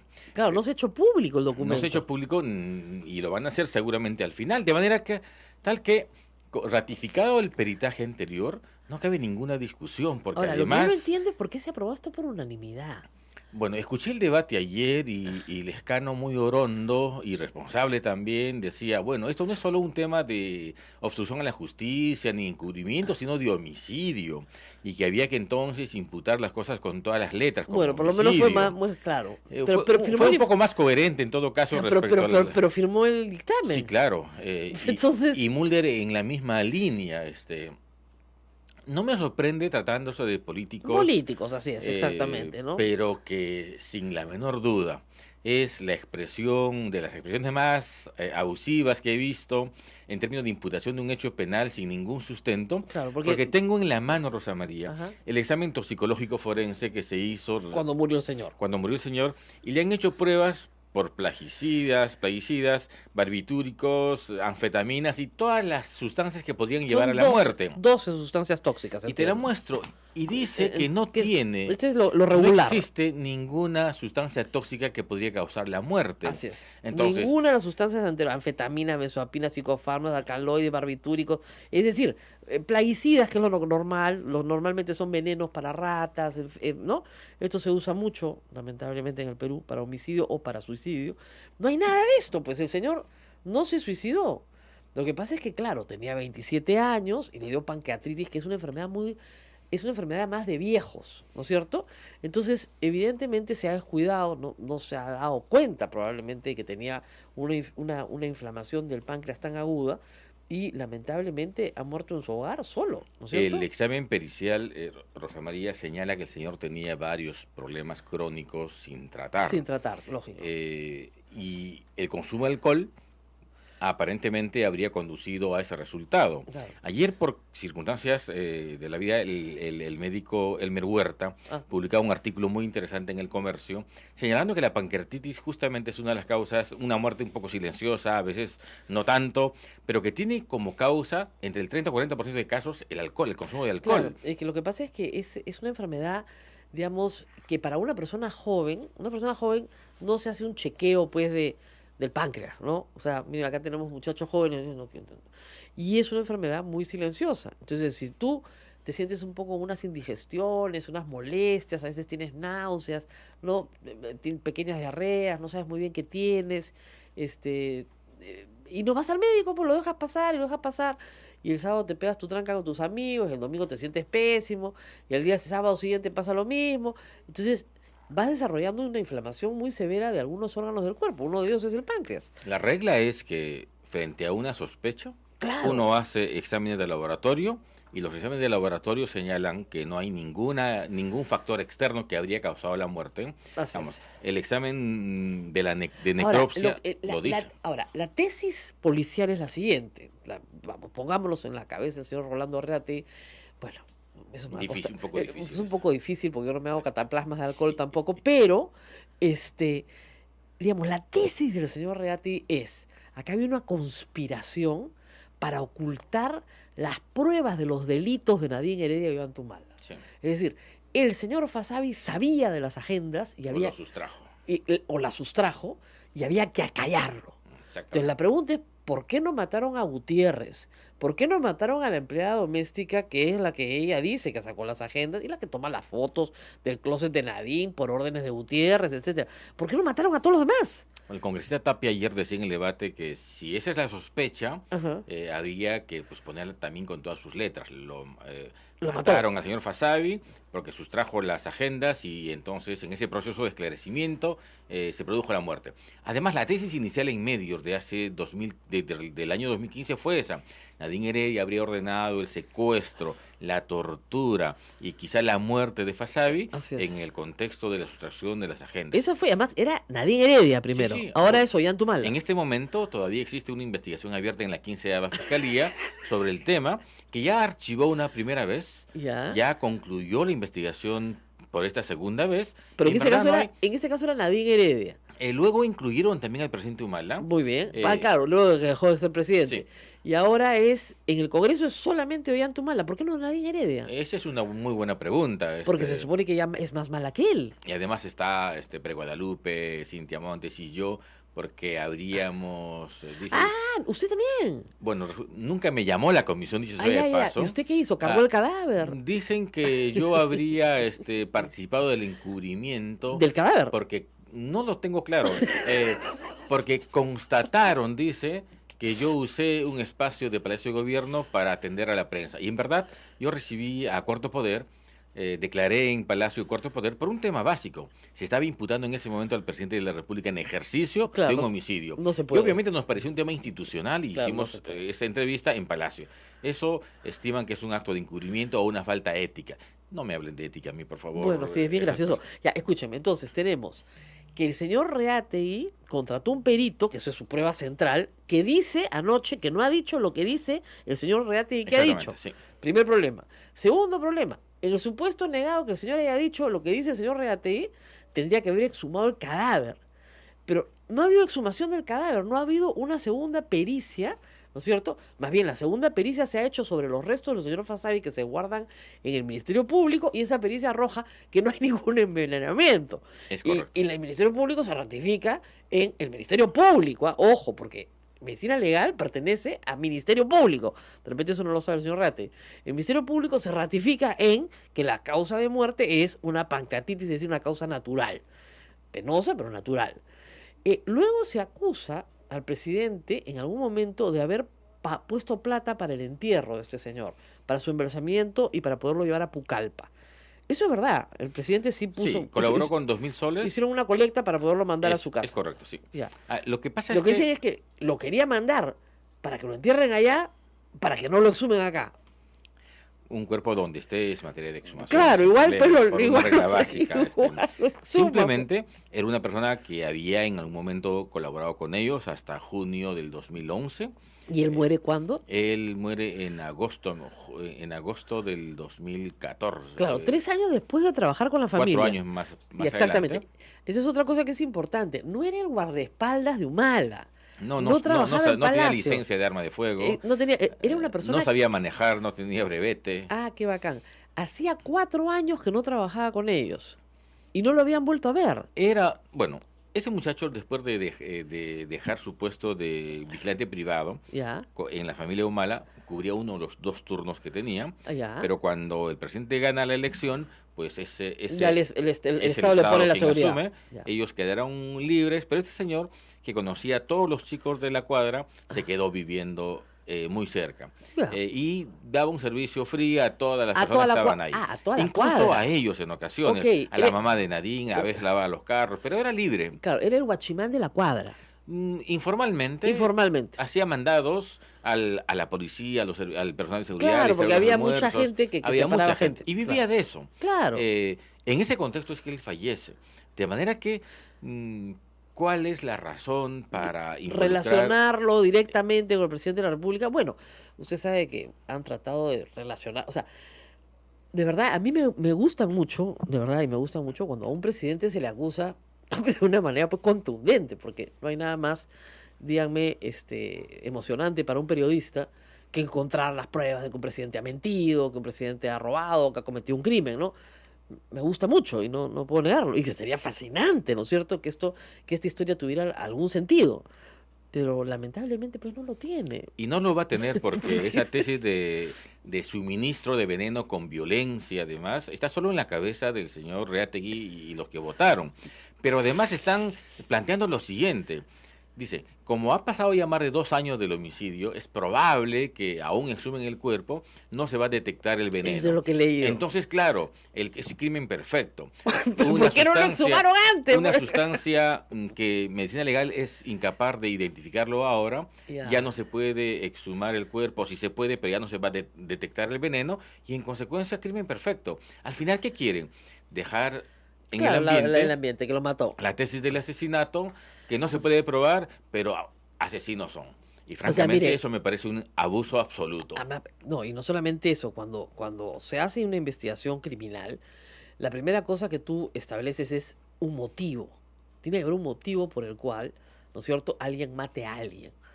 Tiene que haber un motivo, porque para planificar un asesinato, porque es un asesinato planificado, ¿no?, tiene que haber un motivo. ¿Qué motivo podría haber para matar al guachimán de la cuadra? Dicen la sustracción de... No te lavó bien el carro, ¿no? O sea, no sé. O sea, ¿por qué? ¿Por qué quieren matar al guachimán de la cuadra? Que fue efectivamente el que te cuidaba en la caseta de vigilancia en un turno antes del presidente y que ahora le hacen mandados a todo el barrio. O sea, ¿qué interés podría tener el presidente de la República en matar a ese señor? El acta de levantamiento y cadáver que tengo en la mano dice no hay señales de lesiones traumáticas recientes. Así es. La necropsia dice exactamente que en cabeza, cuello, tronco, hasta los pies no hay huellas de violencia reciente. Claro. Le hacen exámenes a todos los órganos y no hay nada relevante. A líquidos, fluidos, no hay absolutamente nada. No hay cuchilla, no hay Entonces, puñalada, no hay balazo, no hay veneno, no hay nada. Entonces, Se llama muerte natural, pues. dice Reategui, le suministraron con violencia, no sé dónde saca la violencia, el veneno No, que una persona de su confianza. una persona de Entonces, tiene que ser el presidente, pues ¿quién más de su confianza? Están apuntando en realidad a Peñafiel, que es la persona que encontró el cadáver, Ya. por una razón básica. Él vivía al costadito. Claro. Era una casa que alquilaban Cuartos. muchas habitaciones. Claro. En algún tiempo este Peñafiel vivió en el mismo cuarto con Fasabi. Ya. Luego se Se separaron, pero vivían al costado. Ya, y Peñafiel es sí seguridad del presidente. Él es el chofer del presidente, era el chofer del presidente, que encontró, llamó, No no, le habla- respondió, llamó al propietario del inmueble, él también avisó. Claro, además fíjense, si lo hubiera matado, ¿no es cierto? No le toca la puerta y llamas a la policía, ¿no? Escondes el cadáver, pues, ¿no? No, señor policía, le acabo de dar veneno y ya murió. No, pues, esto es ridículo. Pero esto, Rosa María, es la expresión grosera de un informe aprobado además por unanimidad en la Comisión de Fiscalización, eso- nada menos, una comisión tan importante del Congreso Eso de es la lo que a mí República me de llama la nuestro país. atención, porque digamos, si hubiera sido ya pues los fujimoristas, yo lo entiendo, cierto? Becerril, Tapia, bueno, ya se entiende. hasta Mulder lo puedo entender, porque él tiene cólera, pues a Nadine, ya, ok, pero que sea por unanimidad. Sí. Bueno, Realmente es preocupante. Bueno, es que hay que decir una cosa, al expresidente Ollanta Humala, creo que lo odia a todo el mundo, ¿ah? No hay otra explicación. Es probable. Es muy probable. Pero tiene que haber límites, algunos Al odio. límites Sí, al odio, ¿no es sí, cierto? pues, sí. Hagan juicio político, pero imputar hechos de esta magnitud sin ninguna base, además contradiciendo toda la evidencia que en Fiscalía se ha ido acumulando hace 2 años, ya la verdad resulta sumamente grosero. Nosotros Bueno, estamos evaluando qué hacer respecto a ahora, lo que poquitos voy a no vamos a aprovechar, quedar. yo me imagino. Bueno, esto pasa a Fiscalía y usted sabe que se archiva. Sí, claro. Porque ese es el resultado final de todas estas cosas, ¿ah? O sea, la mayoría de los informes del Congreso de contenido penal pasan a Fiscalía y se archivan. O porque Fiscalía ya está investigando, o porque no tienen ningún valor. Lamentablemente en eso gastamos nuestra plata, como les digo, ¿no? Estamos a 30.000 soles por coco, nos está saliendo caro el servicio. Pero me interesa otra cosa también y al público. Entiendo que hay un habeas corpus que ya está en vías de ser resuelto por el Tribunal Constitucional sobre la libertad de Ollanta Humala y Nadine Heredia en vista de que se han cumplido, o se van a cumplir, se cumplen hoy creo, 7 meses. 7 meses de prisión sin acusación fiscal. Esa es otra cosa que ya da risa, porque si los hubieran acusado de algo, pues, ¿no? Y además, el fiscal Hamilton Castro siempre dice, también viene, dijo para diciembre, para enero, estamos en febrero, nada, bueno, pero en fin. ¿Cómo va ese trámite? ¿Para cuándo se va a resolver? ¿Hay citación ya para sentencia? Bueno, nos han convocado para el informe oral para el 21. Ok. Se supone que, conforme al procedimiento constitucional, después de esa vista la causa, los magistrados inician el debate sobre la base de los informes orales, los recursos que se están presentando y el expediente. Claro, propiamente. pero Así podría que- salir esto en marzo, digamos. Dado que el habeas Sí, corpus sin duda, sin duda. es digamos, el recurso de más rápida acción que debería... Después del informe oral, en realidad, en cualquier momento. En cualquier Un momento. plazo no hay. Después del 21 de febrero, en cualquier momento podría ordenarse la libertad de Es Ollanta Humala. correcto, es correcto. Esperamos que el tribunal, en seguimiento de Sus propias de sentencias. sus propias sentencias, sea coherente y responda como se está pidiendo. Ahora, digamos, yo entiendo que un juez, digamos, como el juez Carguancho, pues que es canero, ¿no? Y le gusta ser héroe, mande presos a todo el mundo sin preguntar mucho, ¿no? Y con resoluciones realmente extrañas. Entiendo que una Corte Superior se muere miedo, ¿no es cierto? Pero lo que no entiendo es que la Corte Suprema no haya querido aceptar la casación. Eso es lo que no entiendo. Nosotros estamos muy sorprendidos en realidad porque no Ni siquiera aceptaron la casación. aceptarla. O sea, ni siquiera no le digo decir a favor, no, ni siquiera aceptarla. Hay 2 razones básicas por las cuales la Suprema tendría que haber aceptado la casación. Uno es para que desarrolle un tema jurisprudencial, Claro. de qué manera uno se vincula con el crimen organizado. Uno se vincula con el crimen organizado recibiendo un donativo, que es la tesis de la Fiscalía, y eso tendrían que decirlo. Entonces, Medio Lima estaría vinculado con el crimen organizado, con Odebrecht, por Claro. donativos de diversa naturaleza. Claro, lógico. Y en segundo lugar, le preguntamos también, y para desarrollo constitucional, si papás investigados, incluso presos, que otorgan un poder para que sus hijos puedan viajar en ejercicio de su patria potestad, ¿implica o no peligro procesal? Porque esa es la razón por la Esa cual es la Nadine razón está presa. central. Entonces, ese era un tema, por supuesto, de desarrollo importante jurisprudencial, y sin embargo la Suprema no lo admitió. Qué ¿Por raro. qué? Nuestra lectura es por presión política, por temor. La Ahora, Sala Superior... ahora, lo que ha demostrado el caso de Ollanta Humala es que todos los expresidentes pues tienen algún nivel de influencia posterior, ¿no? Hasta Toledo, ¿no? Pero Humala no tiene un padrinito, un entenado, un amigo, nada. Pero dice sí que no dejó nada. Pues él no se metió a las designaciones de jueces, como usualmente se hace, para dejar amigos en el camino. Él fue escrupuloso, algunos dicen cándido, de no haber hecho eso, pero fue escrupuloso al respetar la autonomía de las instituciones. Y bueno, yo creo que al final las investigaciones se están respondiendo a la mayoría, no tiene grandes sustentos. Barata hablar, probablemente confirme que le dio $3 millones Es probable, claro, es probable. No esperamos en verdad nada relevante de esa declaración. Creo que lo más rico va a ser la declaración del día siguiente, que es información nueva respecto a los demás candidatos. Pero sí, respecto a Barata, nos llama la atención el sistema tan concesivo que la Fiscalía tiene con él, porque él es un testigo. Y sin embargo, con un testigo se ha firmado un convenio de inmunidad absoluta. Es que si no se puede. Claro, doctor, es correcto. Pero al punto de renunciar también a la reparación civil. Sí, porque eso es... como decía el padre Lancier, eso me parece un poco mucho. Un poco mucho. Lo que tenemos que explicarle después a la gente ya con calma mañana es que Barata no va a ser colaborador eficaz. No va a estar en proceso nunca, es un testigo. En el caso Hamilton es colaborador, en nuestro caso es testigo. Testigo. Pero en el caso Hamilton no está dispuesto todavía a declarar. Bueno, su abogado lo que ha dicho es que ahora solo va a declarar y documentación, temas probatorios de aquello que dice, lo irá entregando progresivamente cuando la Fiscalía Peruana se lo pida. Exacto. Vía cooperación internacional, es decir... Chao Hamilton. Largas. Claro, chao Hamilton, porque no voy a ser colaborador eficaz. Lo que nosotros esperamos es que ese compromiso suponga también presencia en juicio oral, porque si un testigo de esa magnitud, que es el más importante de Fiscalía, se limita a declarar y puede decir lo que quiera y no va a juicio oral, en verdad no tiene mucho sentido, no tendría mucho valor un testimonio de esa naturaleza. Claro. Pero estamos expresando al fiscal nuestra preocupación por esas reuniones. Ahora, ¿no era mejor decir, efectivamente, sí recibimos $3 millones, pero no es delito? Pues ellos sostienen que ese dinero nunca se recibió, porque de hecho hemos armado un cronograma de fechas y cosas. Y donaciones, etcétera. Y las declaraciones entre Barata y Marcelo Odebrecht son contradictorias. Y peor si uno la cruza con Marcelo Odebrecht, Barata y Garreta, que es el otro actor, no cuadran las informaciones. Es probable que la tesis de la donación de 3 millones se haya trabajado, pero ellos sostienen que quizás se haya trabajado, pero sin conocimiento de ellos, entre Barata y Garreta. Hay una tesis bastante interesante que estamos terminando de elaborar sobre la base de lo que ya han dicho ellos, porque las fechas no cuadran. Solo un ejemplo, Marcelo dice que el donativo se habría hecho en la segunda vuelta, eso es mayo del 2011. Barata dice mitad de año del 2010. Exacto. Hay una gran diferencia.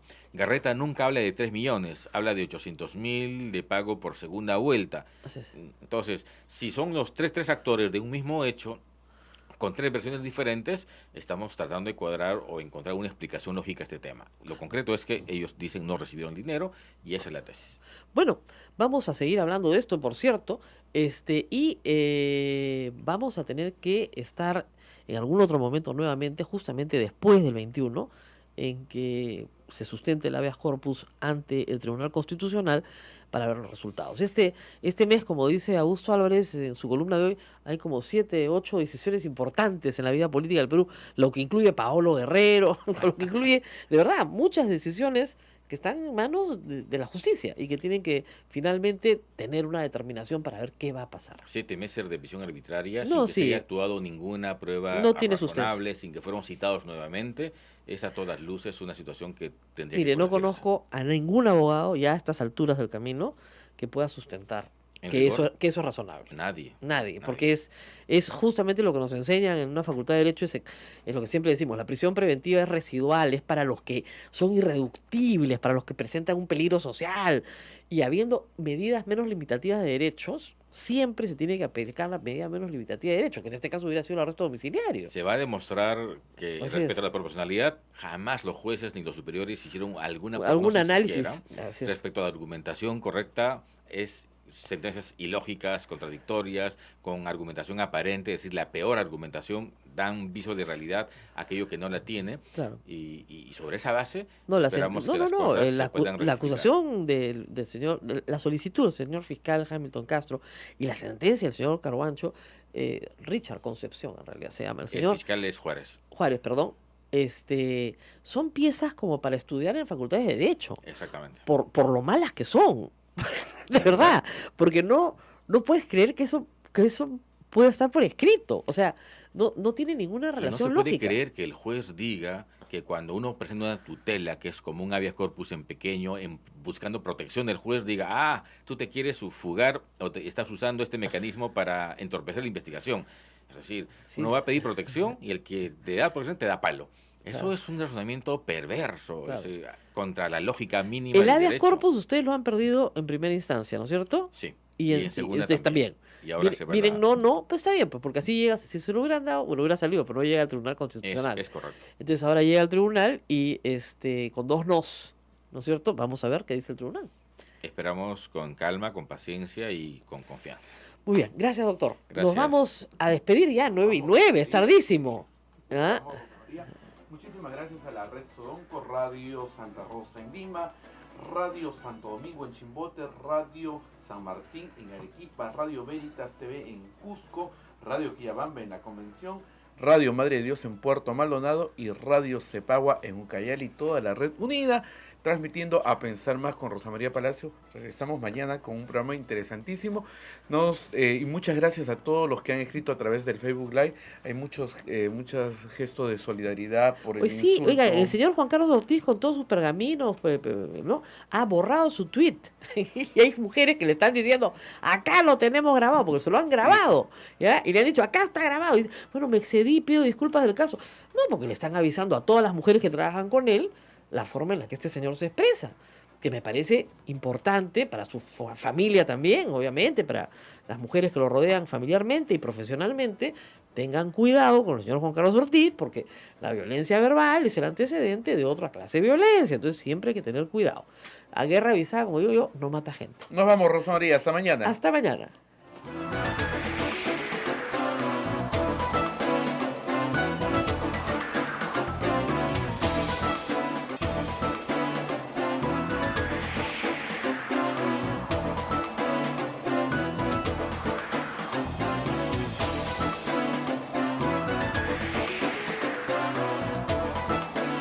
Sodomco, Sociedad Dominica de Medios de Comunicación.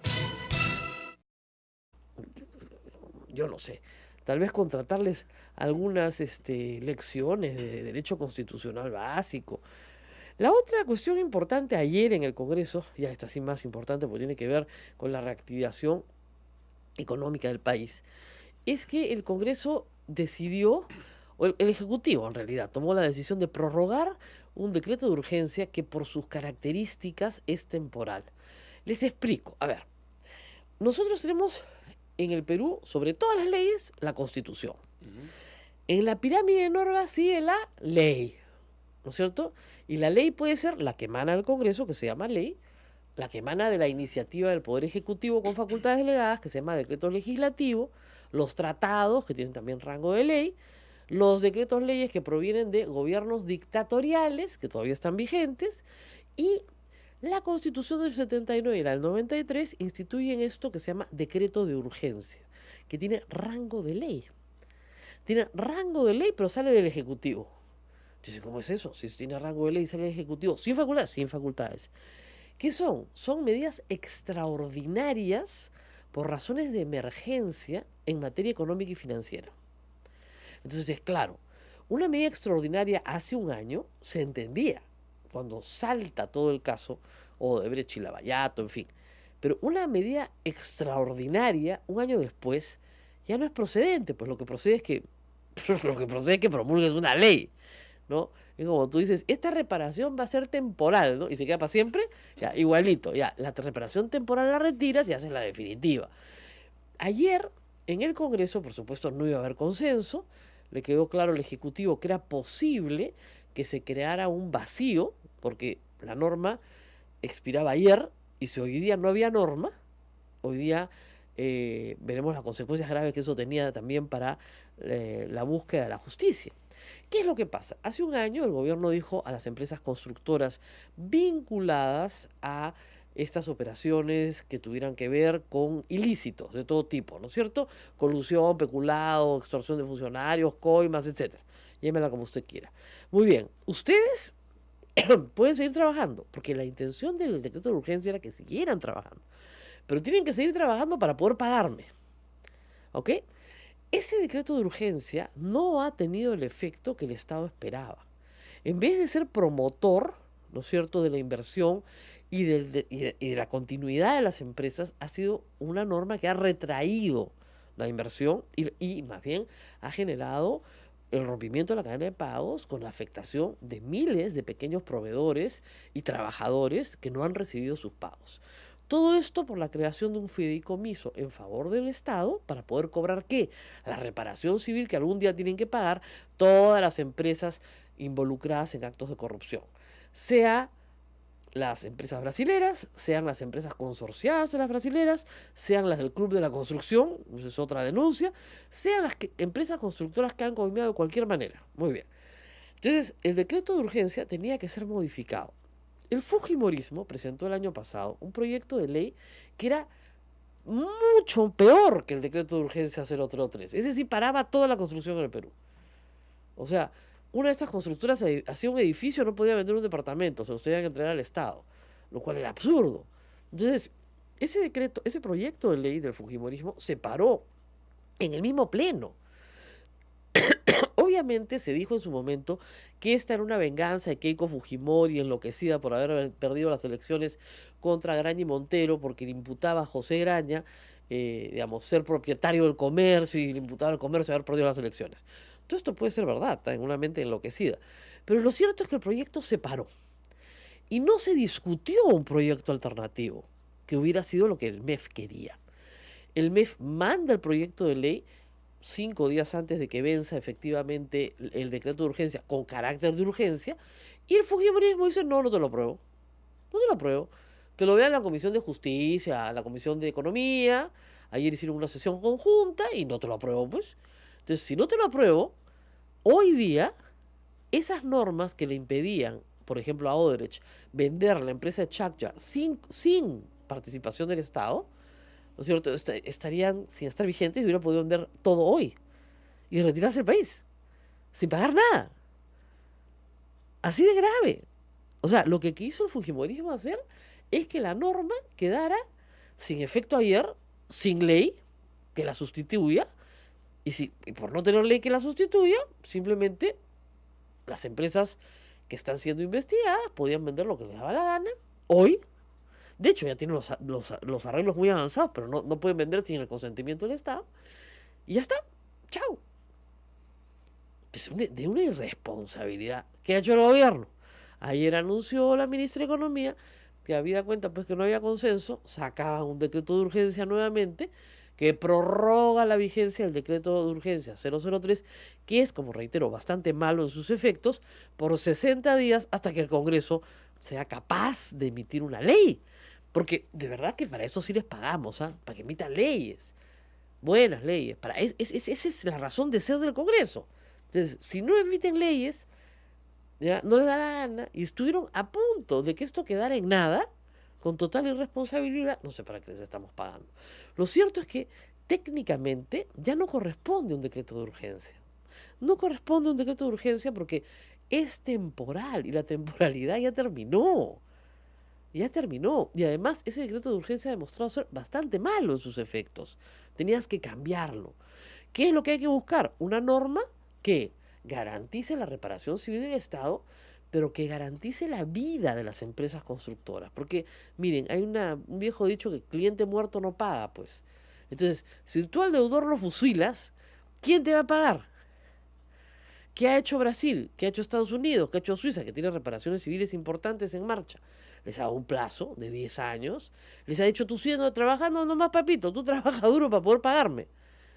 Entonces, el deudor va a pagar porque lo dejas trabajar para que te pague, salvo que tú consideres que es tan nefasta la existencia de esta empresa que simple y llanamente tiene que desaparecer de la faz de la tierra y no te importa cobrarla. Pero parece ser que al Estado peruano sí le importa cobrarle. Entonces no la puedes desaparecer después de la faz de la tierra porque te tiene que pagar. Hay que ponerse de acuerdo pues con los objetivos, ¿no es cierto? Si quieres que te pague, tienes que dejarla trabajar. En el caso de Odebrecht, por ejemplo, es liquidar sus activos en el Perú y de ahí cobrarte. ¿Cuánto te vas a cobrar? Bueno, eso está en discusión. El procurador, que está obligado a exigir una reparación civil, ha hecho un cálculo, así, ha hecho una metodología, dice, de cálculo, que la verdad, parece un poco estrafalaria, porque la hace obra por obra. Entonces, claro, como se han pasado años construyendo en el Perú, si sumas el daño moral obra por obra, te imaginas lo que te sale la cuenta. Al señor le sale por 3 obras, ya le sale 3.000 millones. Impagable. Impagable, pues. O sea, no va a funcionar así. Entonces, sí te van a pagar, claro que te van a pagar, pero te tienen que pagar algo que sea posible de pagar, dependiendo del deudor que tienes, ¿no es cierto? Entonces, en este caso tiene que haber un poco más de realismo y menos tontería. Entonces, si quieres cobrar, primero la tienes que dejar morir bien, organizadamente, ¿no? Liquidando sus activos en el Perú. En Brasil no la van a dejar morir, al contrario. Le están dando gasolina para que viva mucho tiempo porque tiene que pagar muchas deudas, muchos años. El Estado quiere recuperar, digamos, todo el daño que se le ha causado. En Brasil va a seguir contratando con el Estado. Ah, por supuesto. En el Perú no. En el Perú probablemente se le prohíba. Pero eso es lo que ha pasado ayer en el Congreso. Y la tercera historia del Congreso es la más graciosa. Discúlpenme, bueno, hay que dejar en paz a los muertos, creo yo, ¿no? Pero esto ya parece thriller, pero malo. Eso es que es pura vida profesional. O sea, te voto y te deseo mucho éxito. De la risa. Pero en fin. Y Lorena Macías se había hecho un buen trabajo. Mira, lo que es notable el trabajo de Lorena Macías es tener que fundar y crear una institución de la nada. Pero de la nada. O sea, ella no tenía que darle continuidad a la Asamblea Nacional de Rectores. Ella tenía que hacer algo diferente. Y eso en el Perú es muy difícil, porque muchas instituciones creadas en el Congreso o en la ley se quedan en el papel, porque no hay nadie que tenga el liderazgo de poder hacerlo. Y esto implica, además, pelearte con las universidades, sobre todo con las universidades del Estado. Han habido muchísimas peleas. El general Mora seguramente va a tener mucho que comentar sobre esto, pero han habido muchísimas peleas. Hasta hoy hay una pelea muy grave. La ley de moratoria ha vencido y ya están en cola no sé cuántas universidades para ser creadas. Universidades de dudosa calidad. Miren, de las más de 140 universidades que hay en el Perú, Lorena Macías deja licenciadas 30. Me parece unas 30. Y licenciado quiere decir simple y llanamente tener requisitos mínimos. No estamos hablando de calidad, sino mínimos para poder operar. Hay un conjunto de universidades que no van a alcanzar estos requisitos mínimos. Y la señora Flor de María Luna Victoria, yo no sé si viniendo de la Universidad Nacional de Trujillo, le va a parecer bien pues cerrar universidades públicas. Porque eso es lo que va a tener que pasar en algún momento. Las vas a tener que cerrar. Vas a tener que tener mucho carácter para poder decir, esta universidad es pésima, pues. Y el título que le da a estos jóvenes es una estafa, porque no les permite conseguir trabajo. Y 2, es una estafa porque a pesar de que sea pública, los padres tienen que hacer un sacrificio porque ese joven no trabaja para poder estudiar. Felizmente, la SUNEDU ha publicado algunas cosas interesantes que han causado, por supuesto, cierta controversia, pero, por ejemplo, ha publicado el ranking de las universidades peruanas, ¿no? Entonces, esta investigación se ha elaborado teniendo en cuenta estos criterios. Número de publicaciones en revistas indexadas. Es importantísimo. O sea, si la universidad no publica, no investiga, Claro, no es una universidad, es un centro de instrucción, pero no es una universidad. Y el número de documentos citables producidos. El ranking hoy es liderado por la Pontificia Universidad Católica del Perú, donde por si acaso yo enseño, ¿eh? O sea, full disclosure. Y además es una universidad que me gusta mucho porque además soy exalumna de la universidad. Seguida por, obviamente, la Universidad Peruana Cayetano Heredia, que publica la Universidad Nacional de Mayores San Marcos, la Nacional Agraria La Molina y la UNI. Es decir, no son solo las privadas, hay después de las 2 privadas 3 públicas, pero que son universidades con mucha trayectoria. San Marcos, la Agraria, la UNI son universidades importantes para el Perú. Luego está la Universidad Nacional San Antonio Abad del Cusco, y luego sigue la Universidad Nacional de Trujillo en el puesto 7, la Universidad de Piura en el puesto 9, la Universidad del Altiplano en la posición 11, la Universidad Nacional de la Amazonía en el puesto 13. Las 33 primeras las tengo acá y el resto es silencio, ¿no? Y mejor las 33 segundas no aparecen. Es tremendo que no aparezcan. Entonces, es importante saber que se van a comenzar, que se debería continuar con la publicación de este tipo de índices para saber en qué clase de universidad estamos matriculando a nuestros hijos. O sea, de verdad, porque la universidad es cara, aun cuando no haya pensión, porque significa que un joven mayor de 18 años que podría estar trabajando y ayudando en su casa, deja de trabajar para poder estudiar, y que además sus padres le tienen que dar pasaje, le tienen que dar alimentación, o sea, lo tienen que mantener. Y aún con trabajos de medio tiempo, cachuelos, o siendo practicante, siendo pulpín, como se dice, no va a poder cubrir todas sus necesidades. Entonces, a los papás les cuesta, aún cuando su hijo vaya a una universidad que no pague pensión, les cuesta plata.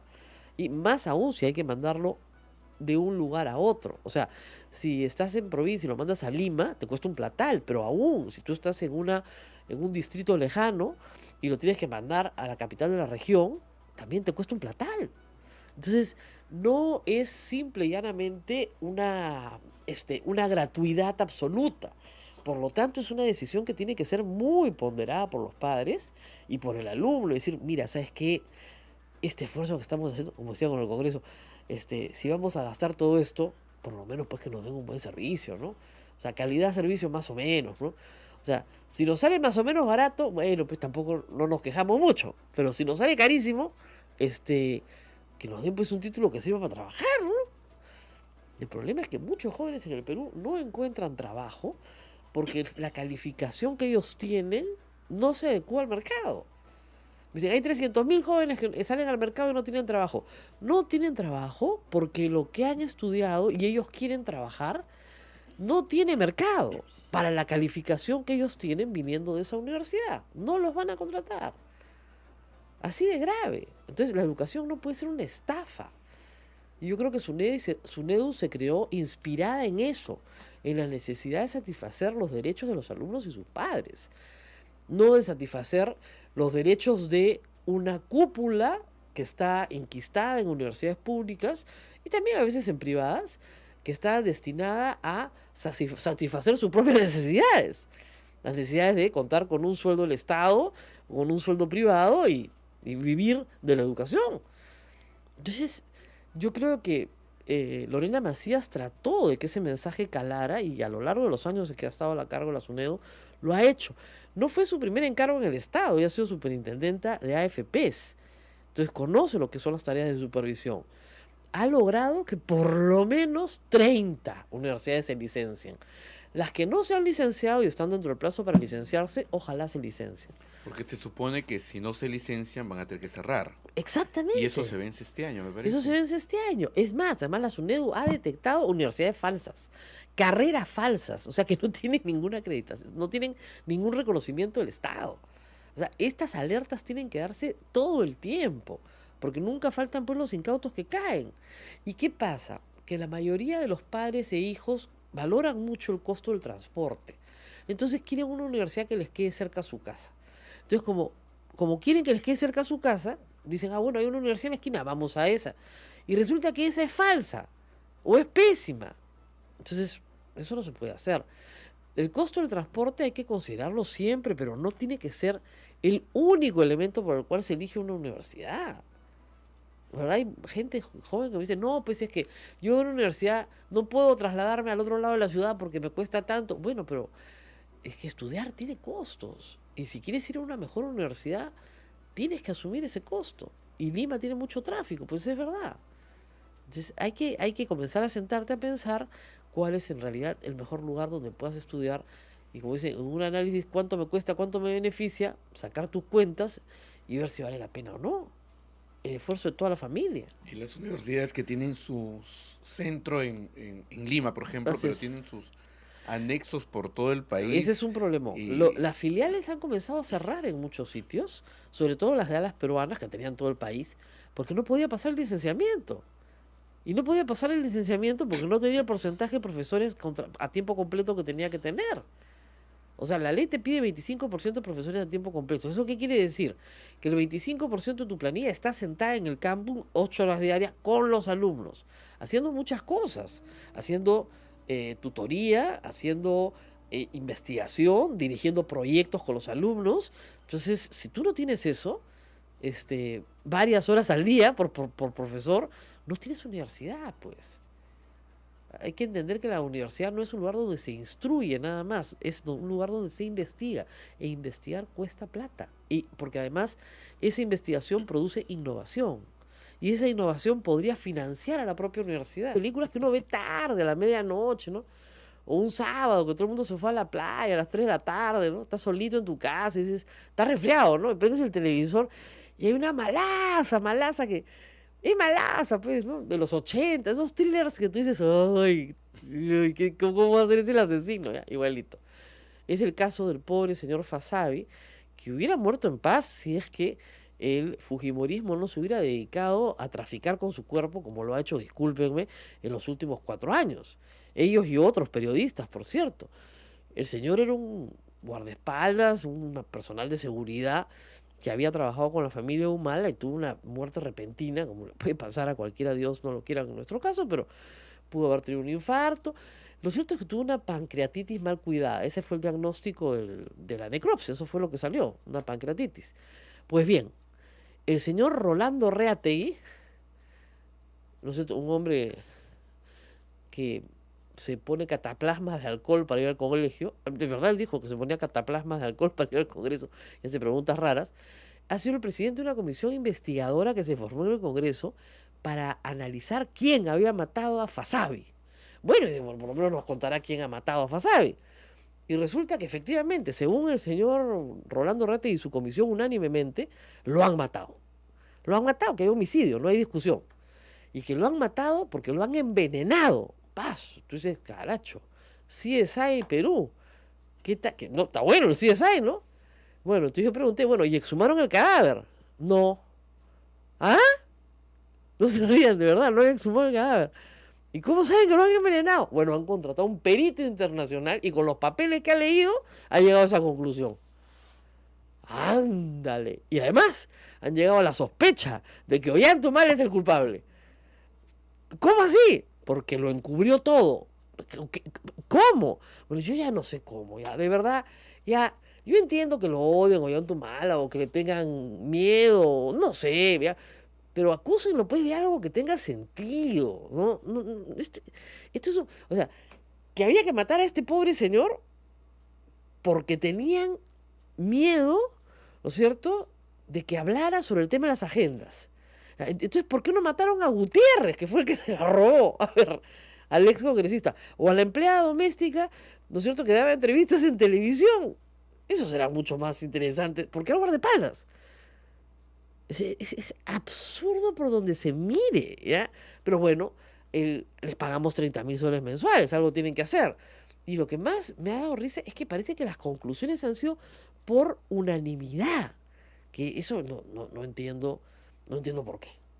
Entonces, no aprueban las leyes que tienen que aprobar.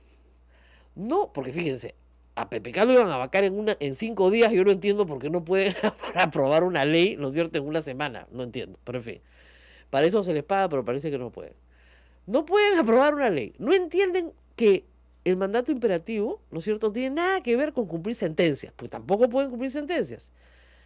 Y crean una historia divertidísima para una película de terror mala, ¿no es cierto?, donde evidentemente el que resulta ser el asesino al final, todo el cine se para y grita, no, pues, ¿quién ha escrito esta porquería? Ya.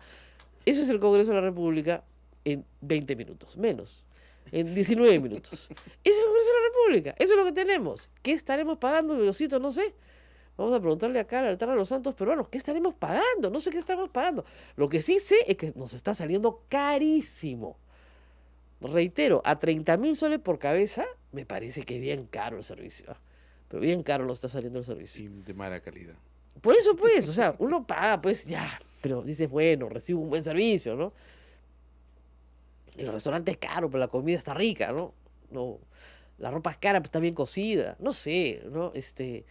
Lo que fuera, el viaje me salió carísimo, pero la verdad que la pasé lindo, ¿no? Pero, acá pagamos por un servicio caro, muy caro y de pésima calidad. Entonces, muy caro el servicio, la verdad. Carísimo. Entonces, estamos en esta historia del Congreso que parece no salir del pantano en el que está. De verdad, ¿no? Ha dicho algunos dirigentes de izquierda, ayer decían que el lunes a la Corte gritaba en la sesión de la Junta de Portavoces que el que defendía la Corte Interamericana era terrorista. O sea, yo entiendo que ella tiene solo quinto y media, pero podría hacer el esfuerzo de tomar unos cursos, un poquito de derecho constitucional, derechos humanos básicos, ¿no es cierto? Y pulirse un poquito, pues, antes de hablar semejante tontería. O sea, que la Corte Interamericana solo defiende terroristas, y que ha defendido a todos los terroristas. ¿Así? ¿Y qué hace Abimael Guzmán preso? ¿Me pueden contar? O sea, ¿quién metió preso a Abimael Guzmán finalmente? La democracia, con una sentencia de la Corte Interamericana, por si acaso. ¿Y quién condena a Nicolás Maduro y a su régimen? La Corte Interamericana. Lo único que establece la Corte Interamericana son principios básicos de debido proceso para todos. Digamos, más o menos como lo que dice el Papa, ¿no? Que hay que respetar la dignidad del ser humano, ¿no? Ese tipo de cositas. Y hay que verlos cómo se quieren tomar todos fotos con el Papa, ¿no? Y después, la dignidad del ser humano, ¿no? Eso no entienden nada. O se hacen los que no entienden. En fin, vamos a ir a una pausa. Vamos a la pausa, pero hay algo simpático que ha escrito Mili Arellano. Dice, de los congresistas que son inmunes, se me fue acá, a ver, es interesante y gracioso. A ver, ¿dónde está? Bueno, ya lo encuentro. Dice, algo como que los congresistas son inmunes a la inteligencia. Son inmunes a la inteligencia, Pacio. Sí, ¿Cómo sí. se ríe Naila? Está en el Facebook Live. Muchas gracias a toda la gente que escribe a través del Facebook Live. Y vamos a compartirlo con todos ustedes. 8:23, vamos a la pausa y espero que ya llegue nuestro invitado, el doctor Wilfredo Pedraza, quien estará con nosotros. Muy bien, viene el abogado de Ollantumala, vamos a ver cómo va eso también. No, me dice que todavía no ha llegado, pero por lo menos está comprometido a venir. Así es. Regresamos. Sodomco, Sociedad Dominica de Medios de Comunicación.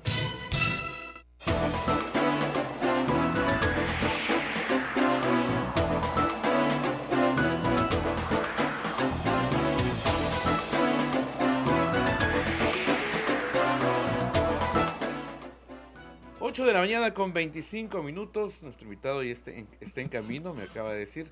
Hay mucho tráfico, así que... Vamos a decirlo. Bueno, tenemos una noticia importante. Ya designaron a nueva superintendenta de la Superintendencia Nacional de Educación Universitaria. SUNEDU. Se trata de la enfermera Flor Luna Victoria, licenciada en enfermería. Esta señora licenciada ha sido vicerrectora administrativa de la Universidad Nacional de Trujillo y fue decana de la Facultad de Enfermería.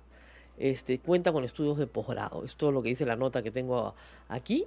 Tiene el grado de doctor en enfermería por la Universidad Federal de Río de Janeiro y tiene un diplomado en gestión de salud. Hasta hace poco era presidente del directorio de la Sociedad de Beneficencia Pública de Trujillo. En el último proceso electoral se postuló al Congreso de la República por el partido de gobierno Peruanos por el Cambio, según el Jurado Nacional de Elecciones. Tentó una curul en la región La Libertad y aunque no fue elegida, bueno, ahí está. Ha publicado varios libros, artículos científicos, académicos, textos. Es investigadora de Concitec y Luna Victoria ha expresado su deseo de continuar con la reforma universitaria en marcha. Eso es la información que da la página web de Canal N, que recoge los tweets de Idel Wexler. Saluda a la doctora Flor Marlene Luna Victoria, quien asume desde hoy el cargo de superintendente de la SUNEDU Perú, en el marco de fortalecimiento y continuidad de la reforma universitaria. Uy, cada vez que alguien te dice que va a haber continuidad en algo, en el Perú tiembla. Agradezco a la doctora Lorena Macías por el trabajo desarrollado todo este tiempo frente a la SUNEDU, muchos éticos en su futuro. si es que hubiera una alianza real con el sector empresarial. En el Perú esas alianzas no existen. Ya te he contado lo que yo viví en Australia, que es alucinante. Hay algunas universidades que son casi financiadas por el sector privado siendo públicas, porque se hace innovación en la universidad y se hace investigación en la universidad que luego revierte en el beneficio de la propia industria. Entonces necesitan que se haga investigación. Y tienen unos centros de investigación espectaculares. Pero acá en el Perú tenemos ese problema. Es una pena que Lorena Macías se haya ido con tan buenas credenciales, economista de la Pacífico, con posgrado en Estados Unidos. No sé, el señor Wexler habrá encontrado en una licenciada en enfermería una mejor persona. No sé qué competencias tenga en la administración pública en materia de supervisión, dado que ha sido ha sido directora de la Beneficencia Pública de Trujillo, pero parece ser pues que es la mejor candidata que han conseguido. Lo que me preocupa es que haya postulado por Peruanos por el Cambio, ¿no? Y había que despolitizar esta entidad. Y la verdad es que una candidata ya tiene pues una militancia, ¿no? Aunque sea invitada. Me preocupa eso. Pero en fin, parece que al ministro Wexler no le preocupa en absoluto. Y a todos nos preocupan los retrocesos que están habiendo hoy en el sector de educación. Desde que se fue el ministro Saavedra, la ministra Martens trató de más o menos contener, digamos, la contrarreforma, pero desde que llegó el ministro Wexler, vemos que no hay retrocesos pues evidentes en el sector de educación, ¿no? Entre ellos, esperemos que no haya otra huelga este año, para empezar. En fin, 8:38. 8:38. No, Vamos a la vamos pausa, a la pausa. Rosa María, y vamos a volver ya, supongo, con nuestro invitado que debe estar llegando ya. No está llegando, lo dicen. No, nosotros somos personas de fe. Detrás del vidrio no hay fe, ¿ya? Pero de este lado está Santa Rosita. Santa Rosita debe abrir paso, nos está escuchando. Y ¡shum! Se abre la tacna y pasa el carro, van a ver. 8:38, volvemos.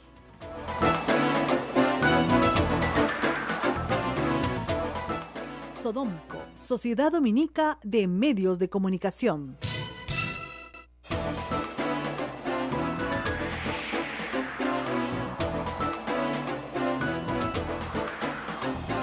Bueno, y llegan tweets interesantes, y nos estamos en la mañana en el programa. Me escribe un señor Juan Carlos Ortiz, JCOM 1966, debe tener 3 años menos que yo. Dice que es administrador de empresas de la Universidad de Lima, ha hecho el PAD en ESAN, tiene una especialización en gestión y finanzas públicas en la Universidad del Pacífico, ¿no? Uno diría, tiene 13 seguidores y, bueno, parece que sigue a mucha gente.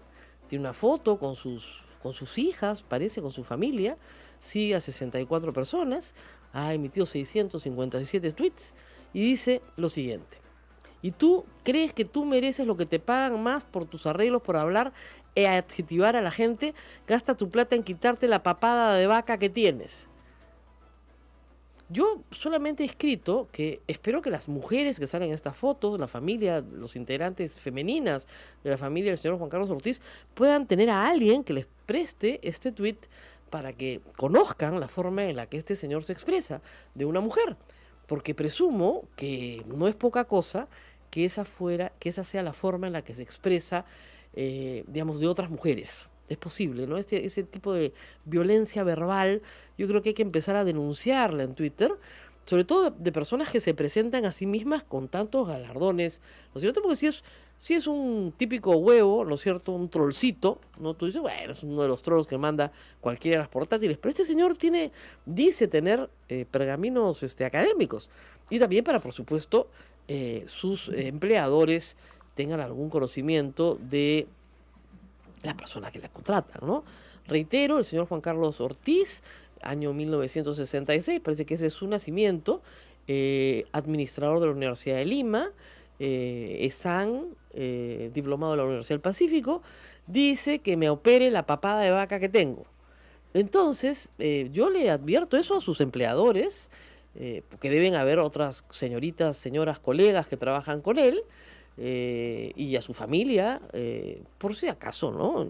El lenguaje violento en este tipo de situaciones puede terminar un precedente después no vaya a ser que este señor sea violento también en otras circunstancias. Guerra avisada no mata gente. Ahora que estamos todos muy alterados y preocupados por la violencia de género, pues les cuento que estas cosas pasan, y dado que el señor ha dado todos sus datos, pues no me queda más remedio que contárselos. Así que espero que le avisen a su familia, sobre todo a las mujeres de su familia. Y estamos ya con Wilfredo Pedraza. Yo les dice, Santa Rosa hace milagros, abre el tráfico, y acá está con nosotros, abogado de Ollanta Humala.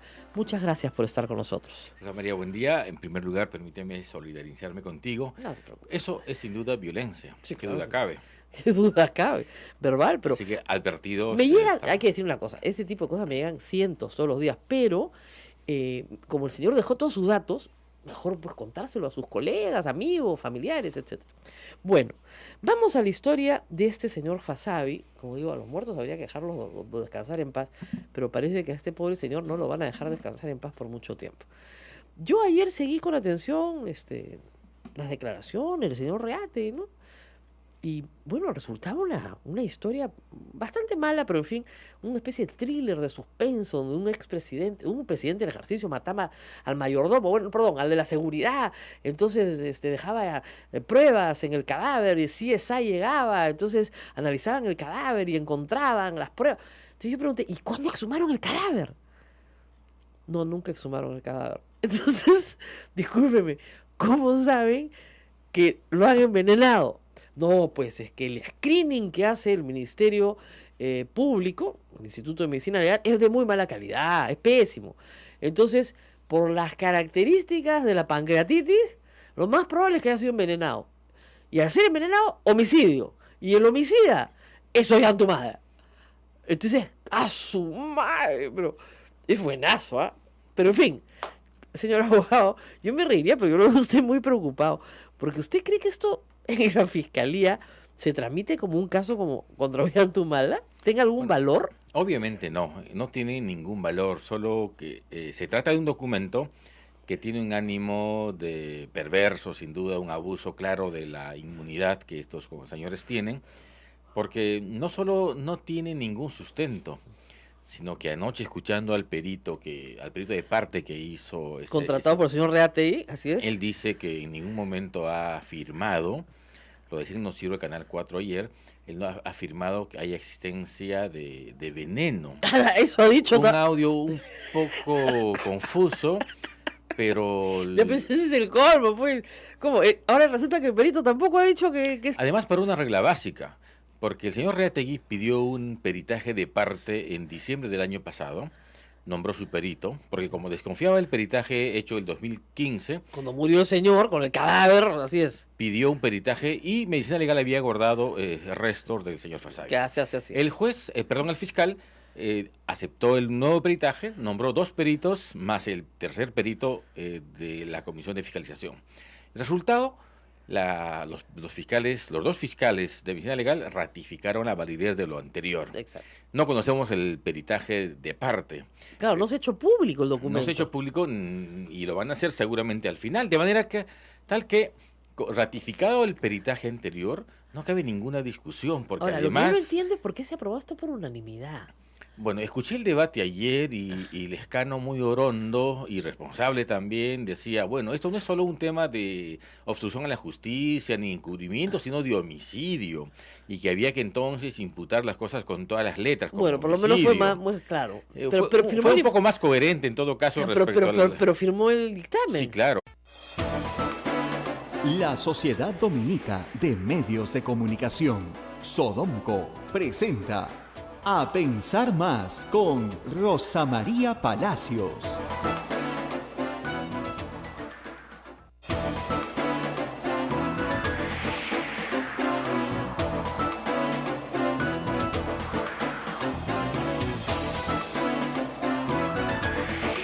De la mañana, señoras y señores, muy buenos días. Bienvenidos a Pensar Más con Rosa María Palacios a través de las emisoras de Sodonco. El saludo para RSD, Radio Santo Domingo en Chimbote, Radio San Martín en Arequipa, Radio Veritas en Cusco, Radio Cepagua en Ucayali, Radio Quillabamba en La Convención, Radio Madre de Dios en Puerto Maldonado y nuestra anfitriona, Radio Santa Rosa en Lima. Y todas las demás que nos se unen a nosotros. Muy Así buenos es, días, Radio Abel. Huánuco. Muy buenos días a amigos en todo el Perú. Bueno, aquí todavía un poco triste porque nuestro director ha marchado a una nueva labor, a Roma. Ya debe estar allá. Mañana tiene misa con el Papa, nos han contado, miércoles de ceniza. Y nosotros acá tenemos un nuevo director que ya lo vamos a invitar a este programa para que ustedes lo conozcan. Y viene del Cusco, justamente, de Radio Veritas. O sea que con la experiencia del caso, el padre Rodolfo será nuestro nuevo director y estará con ustedes. Me imagino que en breve, apenas termine los asuntos que tiene que atender en Cusco, para venirse a Lima a estar con nosotros. Y a seguir haciendo un poquito más grande cada día Radio Santa Rosa y por supuesto toda la Sociedad Dominicana de Medios de Comunicación, que es una sociedad muy grande. El padre Rodolfo también es el promotor de la sociedad. Exactamente. El director de Radio Santa Rosa es a su vez el promotor de la sociedad, que incluye no solamente radio, sino también en algunos lugares publicaciones, revistas locales, en fin, muchísima más, mucho más material del que uno se imagina. Pero bueno, vamos a nuestras noticias del día y tenemos de todo, de todo. Pero empecemos sobre todo por el Congreso, donde a pesar de no estar reunido, ha habido ayer mucha actividad. En primer lugar, la Junta de Portavoces se reunió en una sesuda conversación de varias horas. Llegaron a la conclusión de que no entendían la sentencia de la Corte Interamericana de Derechos Humanos, que yo se las puedo explicar, he hecho un video ayer, bien facilito, pero parece que no lo han entendido. Entonces, han pedido una aclaración a la Corte. Lo primero que dijeron era que era inaplicable y que no lo iban a cumplir. Luego dijeron que mejor pedían una aclaración. Evidentemente la Corte les va a contestar lo que todos los abogados ya sabemos, que la resolución habla por sí misma y que no hay nada que aclarar. Pero parece que estuvieran ganando tiempo para continuar con el procedimiento contra los magistrados que pueden inmediatamente hacer valer su derecho y decir que no están sometidos a ese procedimiento. Con lo cual, asunto concluido. Lo único que sí me asustó mucho, ya al grado de decir, Dios mío, qué caro nos sale el Congreso, es escuchar al presidente del Congreso decir que uno de los argumentos en la Junta por Portavoces para no obedecer una sentencia era que los congresistas no estaban sujetos a mandato imperativo. Entonces, eso es como decir, o sea, miren, que no están sujetos a mandato imperativo quiere decir que nadie les puede decir cómo votar. Otro poder del Estado, ¿no es cierto?, no les puede decir voten así o voten asá, en este sentido o el otro. Pero no quiere decir que no están sujetos al imperio de la ley. Claro, pues es como si me dijera, no, las sentencias no las cumplimos. La ley tampoco la cumples. No cumples la Constitución. Y entre sus atribuciones hay un artículo específico en la Constitución que dice cumplir la Constitución, velar por el cumplimiento de la Constitución y hacerla cumplir. O sea, y no están sujetos al mandato imperativo quiere decir que no reconocen el valor de una sentencia. Esa es su interpretación jurídica de no estar sujeto a mandato imperativo. Bueno, eso quiere decir que estamos gastando mucha plata por un mal servicio. Porque a 30.000 soles por coco mensual, que no entiendan la diferencia entre no estar sujeto a mandato imperativo y no cumplir una sentencia o no cumplir la ley, que viene a ser lo mismo, es carísimo, la verdad. Y ya están en su, digamos, vamos, 18 meses, no más, ya 20 van a cumplir 20 meses en el Congreso, un crucillo, pues no tienen de inducción a lo que es el parlamentario. Y eso lo ha dicho el presidente del Congreso como argumento. Y él sí tiene varios años, varios periodos en el Congreso de la República. ¿Cómo puede caberle a alguien en la cabeza que el artículo que señala que no están sujetos al mandato imperativo quiere decir que no deben obedecer sentencias, o que no deben obedecer la ley, o que no deben obedecer la Constitución? Es decir, que tienen licencia para matar, que pueden hacer lo que les da la gana. Son una especie de 007, ¿no? ¿De verdad? O sea, ellos hacen lo que les da la gana, gacho. Ya, eso es completamente absurdo. Están sujetos a la ley, al reglamento del Congreso, a las leyes del Perú, a la Constitución. Si hay una sentencia que se les impone a cualquiera de ellos en materia civil, están obligados a obedecerla. O sea, yo no entiendo. Y en materia penal también, y en materia constitucional mucho más. La inmunidad solamente les otorga poder opinar, Votar poder votar, en las materias sometidas a voto. nada más. Nada más. ¿ya? Pero ellos creen que están no, sobre ellos, todo. ellos inventan que están sobre todas las cosas para no cumplir una sentencia que no les agrada. Pero eso es absurdo. No, o sea, yo puedo escuchar argumentos, pero ya disparates, de ahí tú comienzas a decir, bueno, yo entiendo que no todos sean abogados, ya, eso lo puedo entender. Pero hay algunos que sí tienen, como el presidente del Congreso, muchos años en el Congreso, como para decir una barbaridad de ese calibre, ¿no? Que ni siquiera entienda lo que quiere decir no estar sujeto a mandato imperativo. O sea, eso es lo que no. O sea, no estar sujeto al mandato imperativo quiere decir que si te llama Ana Vega por teléfono y te dice, tú tienes que votar así, tú puedes decirle no. Eso quiere decir. No quiere decir, de repente Galarreta esa parte no la entendió, ¿no? No quiere decir que estás por encima del bien y el mal, que eres una especie de tribunal de la Corte Celestial, ¿no? Que decides más allá de todo. Hay reglas. Están sometidos a su propio reglamento, están sometidos a la Constitución, están sometidos a un ordenamiento jurídico, a un Estado de Derecho. Es uno de los peores argumentos que he escuchado y de verdad ahí sí dije, ¿esto nos cuesta 30.000 soles por coco al mes? Pucha, en Mapiri te consigo mejores abogados, por 1.500, ¿eh? De verdad, es que es increíble, increíble lo que cuesta el Congreso de la República. Ayer nos dijo la congresista Montenegro, una sesión de pleno vale 2 millones de soles. O sea, una sesión de pleno vale esa barbaridad de plata. Claro, yo nunca lo había pensado así. Sí, pues el tiempo, la cantidad de personas que asisten, la cantidad de personal. Porque en el Congreso hay, ¿cuántos trabajadores? Creo que me dijeron 3.000, ya no sé ni 3.000 o 4.000 Era cerca de trabajadores. 4.000, creo que Claro, se sacó era con motivo de las canastas. Cerca de 4.000 personas. O sea, hay una para que abra la puerta y otra para que cierre la puerta. De verdad. Entonces el Congreso, una abre, otra cierra, una empuja, otra te empuja la silla, de verdad. Otra te pone el micro. Entonces yo quiero, no, le dan chamba a toda la collera. Yo no me opongo que la gente tenga trabajo, pero la verdad es que nos sale un poquito caro, ¿no? Eso lo primero en el Congreso. Lo acordado ayer en la Junta de Portavoces es un disparate, que no afecta en nada al fallo, y que no afecta en nada la situación jurídica de los magistrados, que continuarán siendo magistrados y podrán ser acusados constitucionalmente, no por sus fallos, sino por una falta grave. No por sus fallos, ¿ok? Eso que quede claro. Ellos van a ir a la OEA, han dicho. Bueno, la OEA es una instancia política, no es una instancia jurisdiccional.